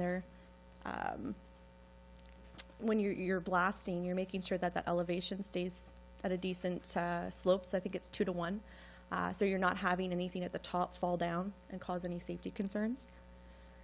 Trees also must be removed from the excavation phase to prevent injury. So when the tree's at the top, you don't want it to be, I think there's a 5-meter setback is what they require in the site plan control agreement, so the tree doesn't fall based on the erosion. And ensuring excavation does not occur within 500 meters of the residence. So that's just to put in place that they can't be any closer to than 500 meters, which is what the report outlined for Mr. Wallace. Increase in setback from the highway from 30 meters to 50. So the requirement in the Ministry of Environment and Climate Change setbacks, as well as the ones identified in MNR, recommend a 30. Mr. Peterson has offered 50, so that there's more of a buffer, a vegetative buffer happening on there, and it's less visibility from the highway. Ensuring, vegetation buffers for sound and dust attenuation. Again, the site plan that was provided did identify all of that. Ensure functions of drainage. That's another thing that was highlighted in the site plan control, the site plan itself. They have the arrows showing where the water is going to drain. Typically what will happen is it's the same drainage pattern as what's happening today, only it'll be further excavated back. So the drainage, instead of happening here, will happen here. Hours of operation. This was something that was discussed. We did bring this to the Planning Advisory Committee, which again is not something we typically do, but because this was such a more challenging site plan control agreement, we did want to get their opinion on it. So the hours of operation were actually limited from 7 a.m. to 7 p.m. So they can't work 24/7 on the site. And the argument here is that if they want to go above and beyond that 7 a.m. to 7 p.m., they're going to have to come and notify council. And council will approve when those things happen. So especially with crushing, that's going to be happening overnight. It may be out of compliance with our noise bylaw. Council will have to give that permission to the applicant. And that was a recommendation made by the Planning Advisory Committee as well. The seismograph being installed at the residence before blasts to record activity, that was something that was promised during the public meeting and something that they do for their insurance purposes as well. So if there is anything that's recognized out of compliance, they have the proof to back it up. The review of blasting and drilling operations by an independent blasting consultant on an annual basis. And I did put in here only when blasting occurs, because if they have to do an annual blasting study every year and they don't blast, well then we're sort of hindering the developer at that point. Roads processing areas are to be treated as necessary. That's for the dust control. And we stipulated in here that the municipality can actually ask the applicant to do this at any point if we get complaints. So if Mr. Wallace is recognizing a high dust level on that area, they need to call us and we can get them to go and mitigate it as part of the site plan control agreement. We did emphasize that there's no municipal pickup of garbage. That was something that was addressed at the Planning Advisory Committee meeting, so that there was no confusion as to whether garbage was going to be picked up by us. It has to be in a screened area as well. We also emphasized no fuel storage on the property, and that's basically so if they wanted to fuel up any type of equipment, they'd have to do so off-site and bring it in. Rehabilitation requirements, so that again, we put in the closure plan and the rehabilitation that would be required from our end. So the only thing that didn't make it into the site plan control agreement, which was discussed at the public meeting and was discussed in the blasting report, was that recommendation to have the well sampling completed. This was again brought up at the Planning Advisory Committee meeting as to why we wouldn't require that from the applicant. The issue that was raised was that the study shows that there is not going to be, or there should not be, any impact to the residents' groundwater. Especially since they are not blasting 5 meters above that ground level. So that's something else that's stipulated in the report. The ground level, I think, is 310. Groundwater level is at 310.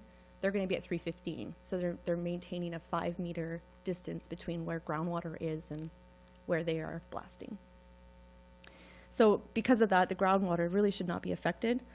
The other thing that became a concern to the applicant itself was that the likelihood of the blasting causing an impact on the individual's well in comparison to the cemetery across the street or the mine to the north, he didn't want to be held liable for something that was outside of his control. So the likelihood of something polluting the well would be those two things that are closer and above stream versus something downstream and not within the groundwater table. Again, that's the Planning Advisory Committee was comfortable with that recommendation that we remove it. But I did want to bring it to council's attention because it was discussed at the public meeting. That is it. Is there any questions? One of the questions I have is who's going to police all this? Us. And all the other quarries that seem to be going up. So so site plan control agreement, we have some enforcement in place. If there's anything outside of, so anything that's, let's say they're not meeting Ministry of Environment guidelines, the MOE will get involved. If they get any complaints, the MOE comes and addresses them and tries to ensure that all of the proper things were done. In this instance here, we need to ensure that what we've requested as part of the site plan control agreement is stuff that they would normally look at, because otherwise they're going to say, well, where's our due diligence in allowing that to happen? So MOECC will definitely come into play from an enforcement standpoint. All of the conditions within the site plan control agreement, those are also enforced by us. Councillor Ruhlman. Okay, while I was in support of this going ahead, I need to recognize that one of the homeowner's primary concerns was his well. And I can understand that there may be other possibilities if there is a problem with his well, but at the same time, I think that could be, if there is a problem, I think the argument could be made by the quarry at that time that it wasn't their fault. But I would prefer to keep the well water sampling as part of the site control agreement, just to reassure the resident that there is no problems with his well. If there is a problem, I think at that time the arguments can be made that it wasn't the quarry. But even the wording here that they're saying that the blasting should not impact the resident as opposed to it will not impact it. For that reason, I'd prefer to see that stay in the site plan control agreement. Other than that, I'm in support of this. Thanks. Councillor Barker. Jim, I agree with you on that. I think it would help cover both parties, having that, the testing and stuff done. But again, that's just my opinion. Councillor Kiley. I can understand where you're coming from, Jim. I'm just wondering who's going to do this monitoring? The homeowner or the quarry? It would be the quarry responsible for having it done.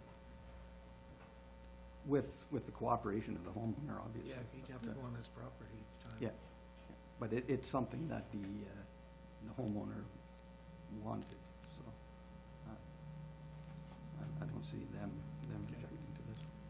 Like I could be wrong, but don't we have, like, presently, if you have a well, you can just draw water out of it, take it to the Temiskaming Health Unit, they'll test it.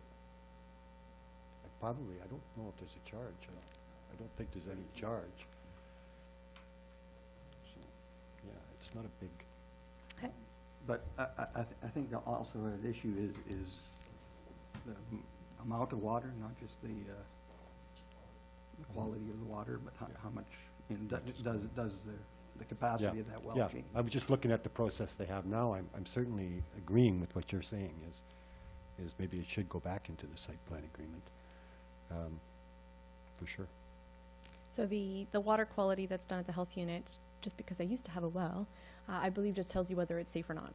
Yeah. It doesn't give you the stats or an interpretation of those statistics. So yeah, you're right. It would probably be better off to, if you're going to get it assessed for the purpose of checking whether anything has changed, you get that done by a qualified professional.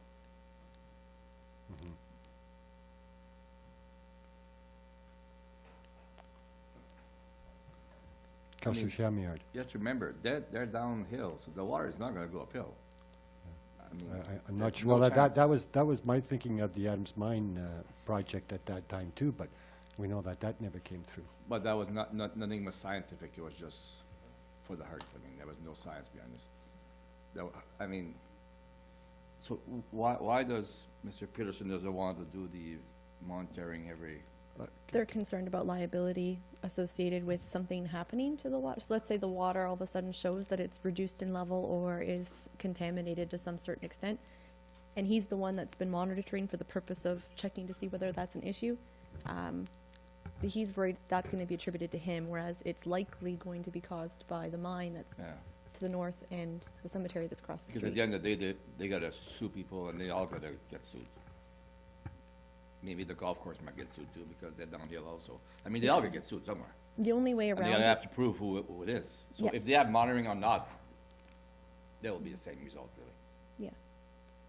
the way around it, if there was some sort of, the blasting consultants are not hydrologists, so they don't look at that. They can tell just from their general expertise on whether or not it's an issue.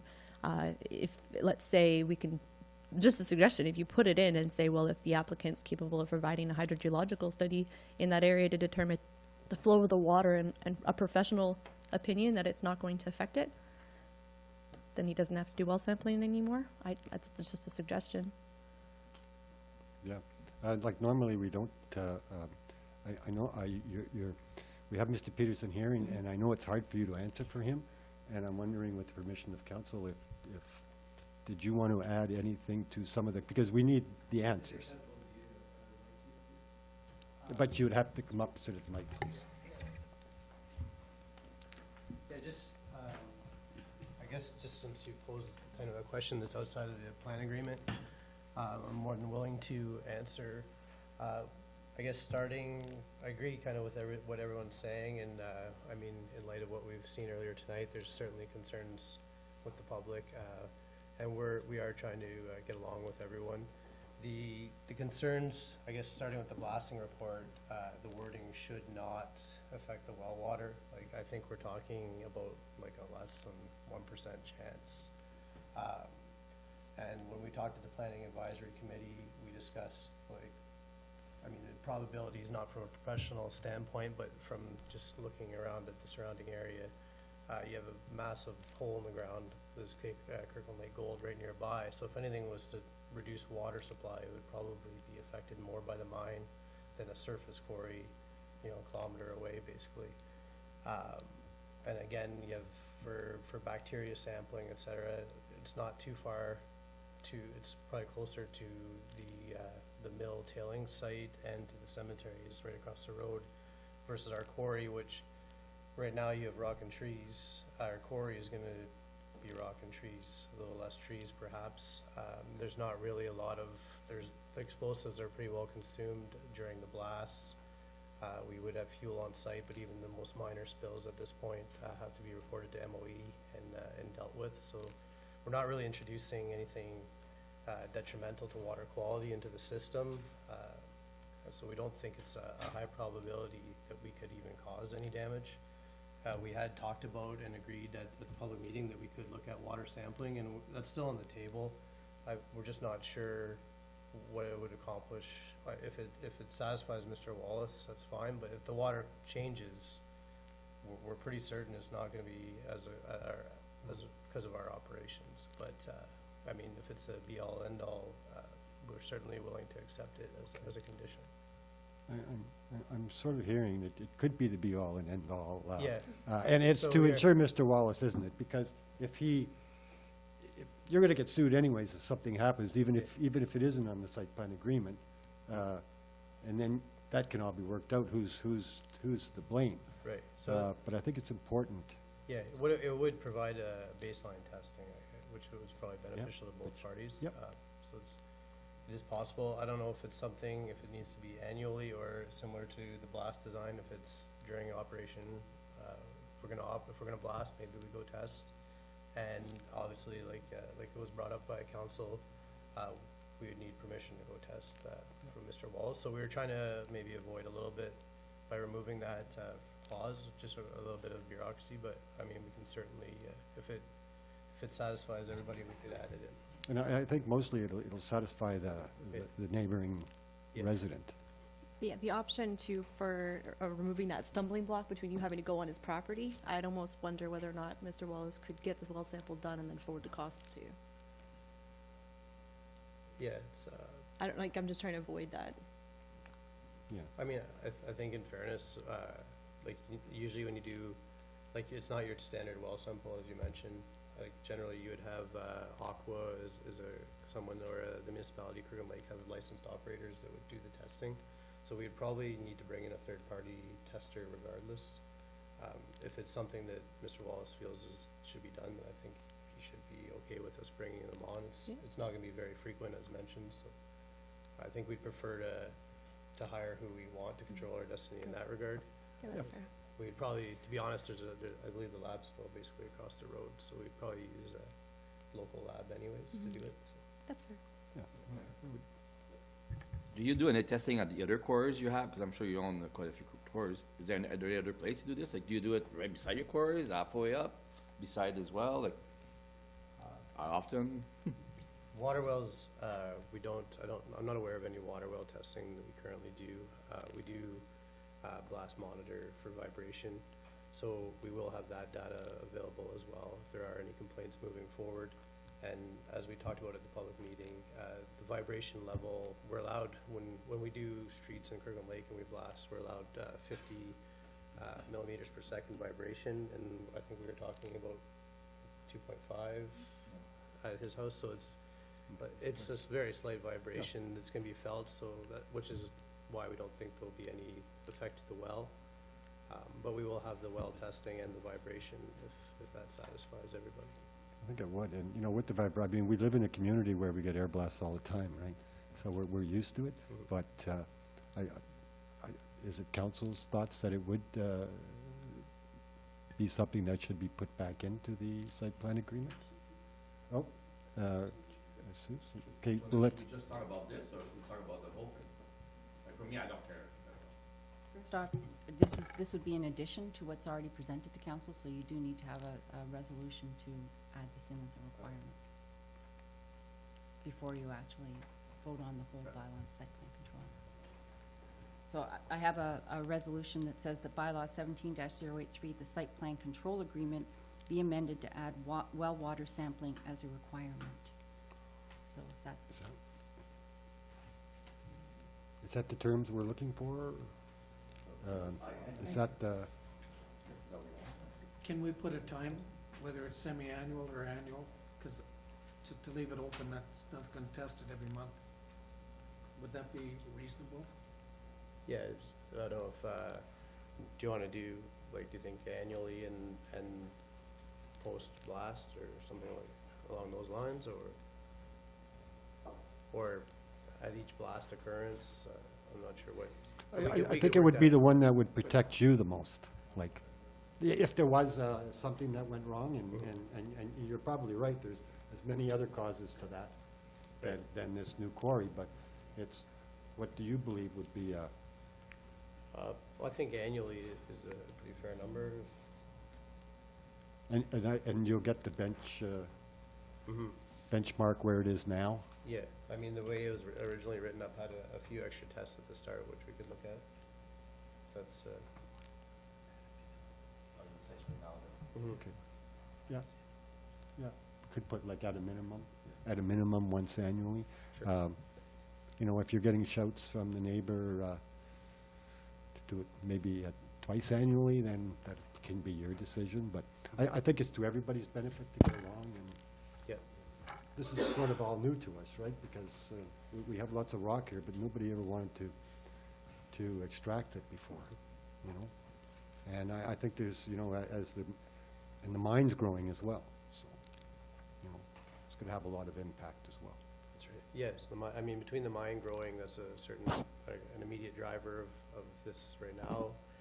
We're also working quite a bit on Highway 112 and with the town, so some we'd certainly like to get in, and we would like to work with the town and the residents to make sure everybody's happy. Yeah. So if, So is the words that, Minimum once annually, is that? yeah, but do we want to check the well, is that the proper, check the well water or? Yeah, well, Conduct a well sample Sample? for, Okay. for water quality and quantity. Yeah.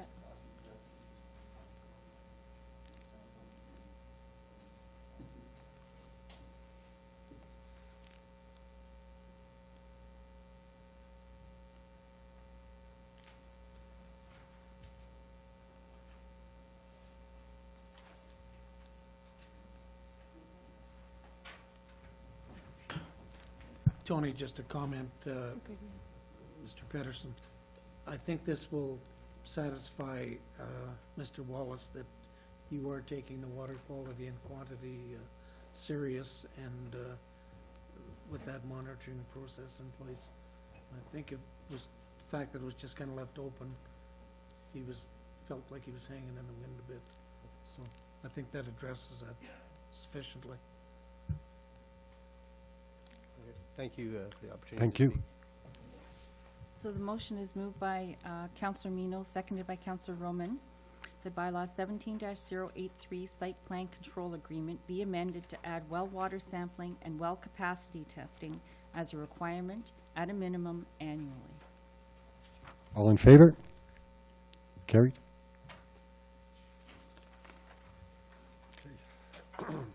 Now we have the Ashley, I guess Ashley's done. Now we have the introduction and reading and introduction of bylaws consideration.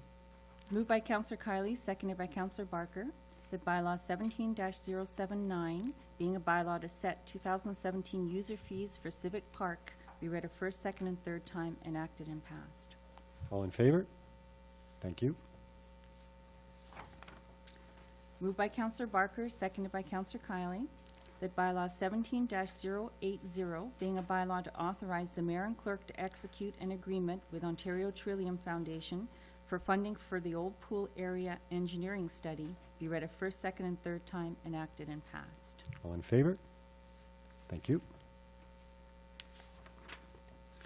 It's moved by Counselor Kylie, seconded by Counselor Barker, that bylaw 17-081, being a bylaw to amend bylaw 14-125 to increase the construction operating line of credit with the RBC Royal Bank for the new aquatic center to $12 million, be read a first, second, and third time, enacted and passed. All in favor? Oh, comments? Yes?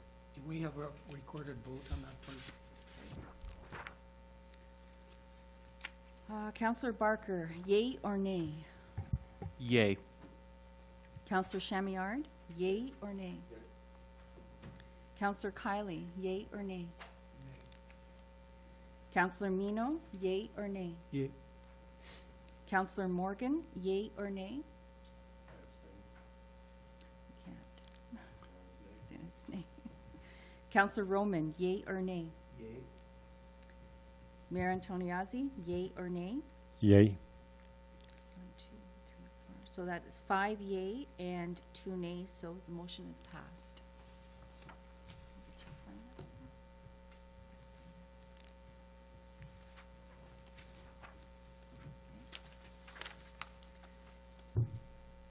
Next, I have a motions moved by Counselor Barker, seconded by Counselor Kylie, that bylaw 17-082, being a bylaw to deem lots 259, 260, and 261 of part of registered plan M98T, which is 67 and 71 Government Road West, not to be registered. Be read a first, second, and third time, enacted and passed. All in favor? Carried. It's moved by Counselor Kylie, seconded by Counselor Barker, that bylaw 17-083, being a bylaw to authorize mayor and clerk to execute a site plan control agreement with 1345039 Ontario Limited, be read a first, second, and third time, enacted and passed. All in This- fa- This will include the amendment that was mentioned earlier. All in favor? Carried. That's it. Notices of motion? None. Confirmation bylaw? Moved by Counselor Barker, seconded by Counselor Kylie, that bylaw 17-084, being a bylaw to confirm the proceedings of council at its meeting held August 15th, 2017, be read a first, second, and third time, enacted and passed. All in favor? Okay.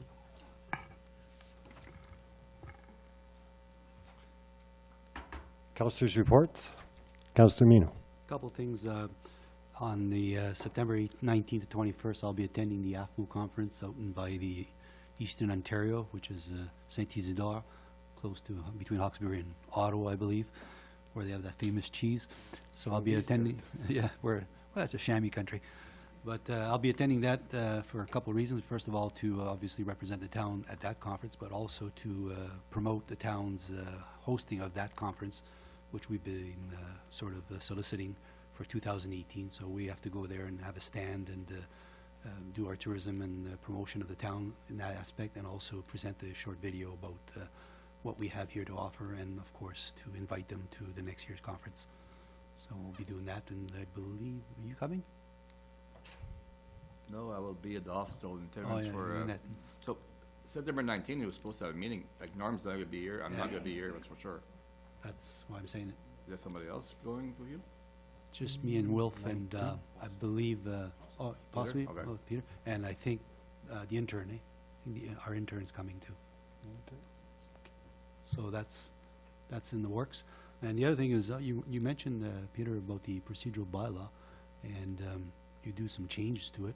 And one of the things I brought up at the, this term of council, we had, toyed around the idea with changing the times, and I don't think that was successful in terms of drawing bigger crowds.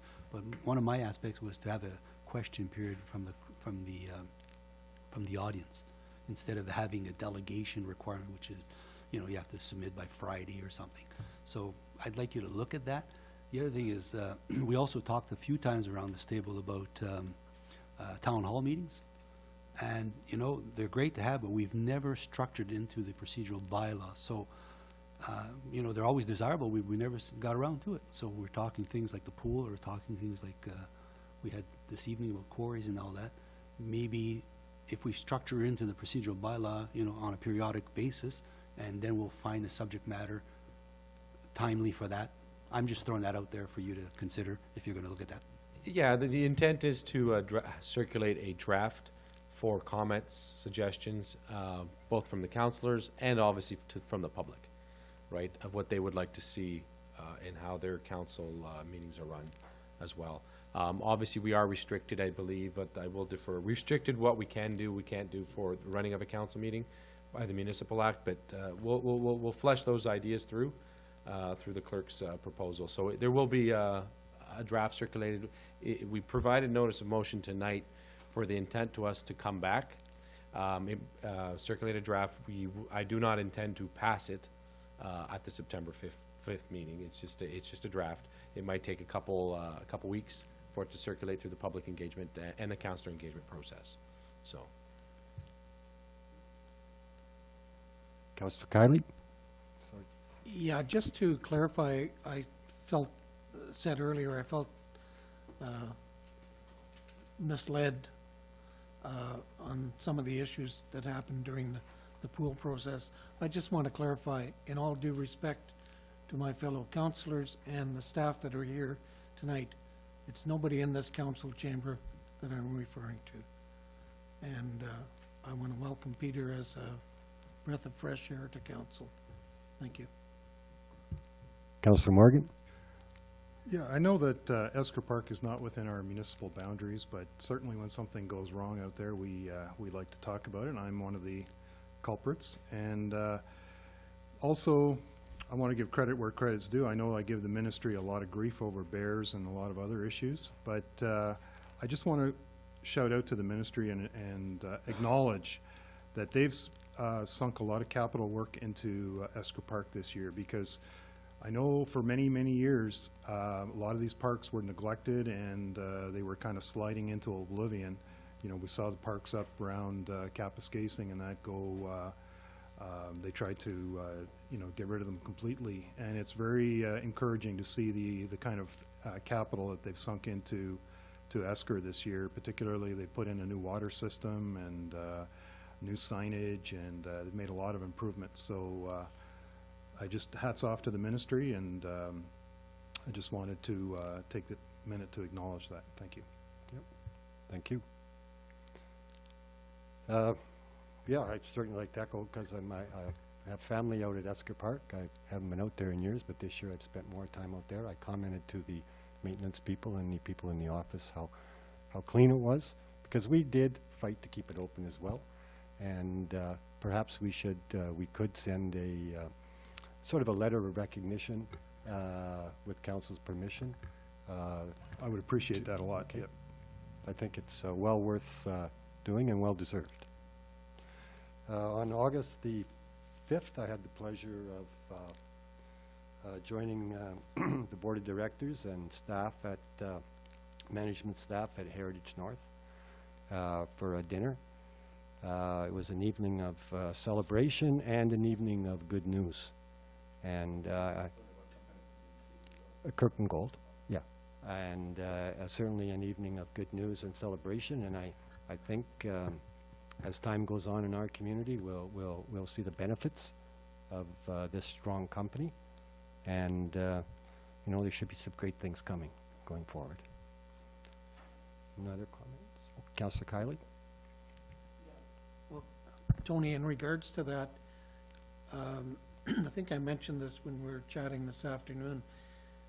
With Kirkland Gold, it would be nice to have one of their senior executives address council as to what their plans, what information they can release to us, which will help us plan, and Peter, for our capital expenditures coming up over the next few years and which direction we're going. So, Yep, we've certainly extended 2 or 3 invitations to Kirkland Gold. They were certainly here in the past, I think 2 or 3 times. They definitely intend on coming to our council meeting at a time that's good for them, and at a time that is they have information that they want to share with the community. But yep, good point.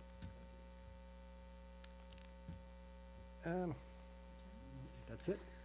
It's moved by Councillor Barker, seconded by Councillor Kiley. The council adjourned its regular meeting of August 15, 2017 to an in-camera meeting to discuss one property disposition issue. All in favor? Meeting adjourned. Thank you.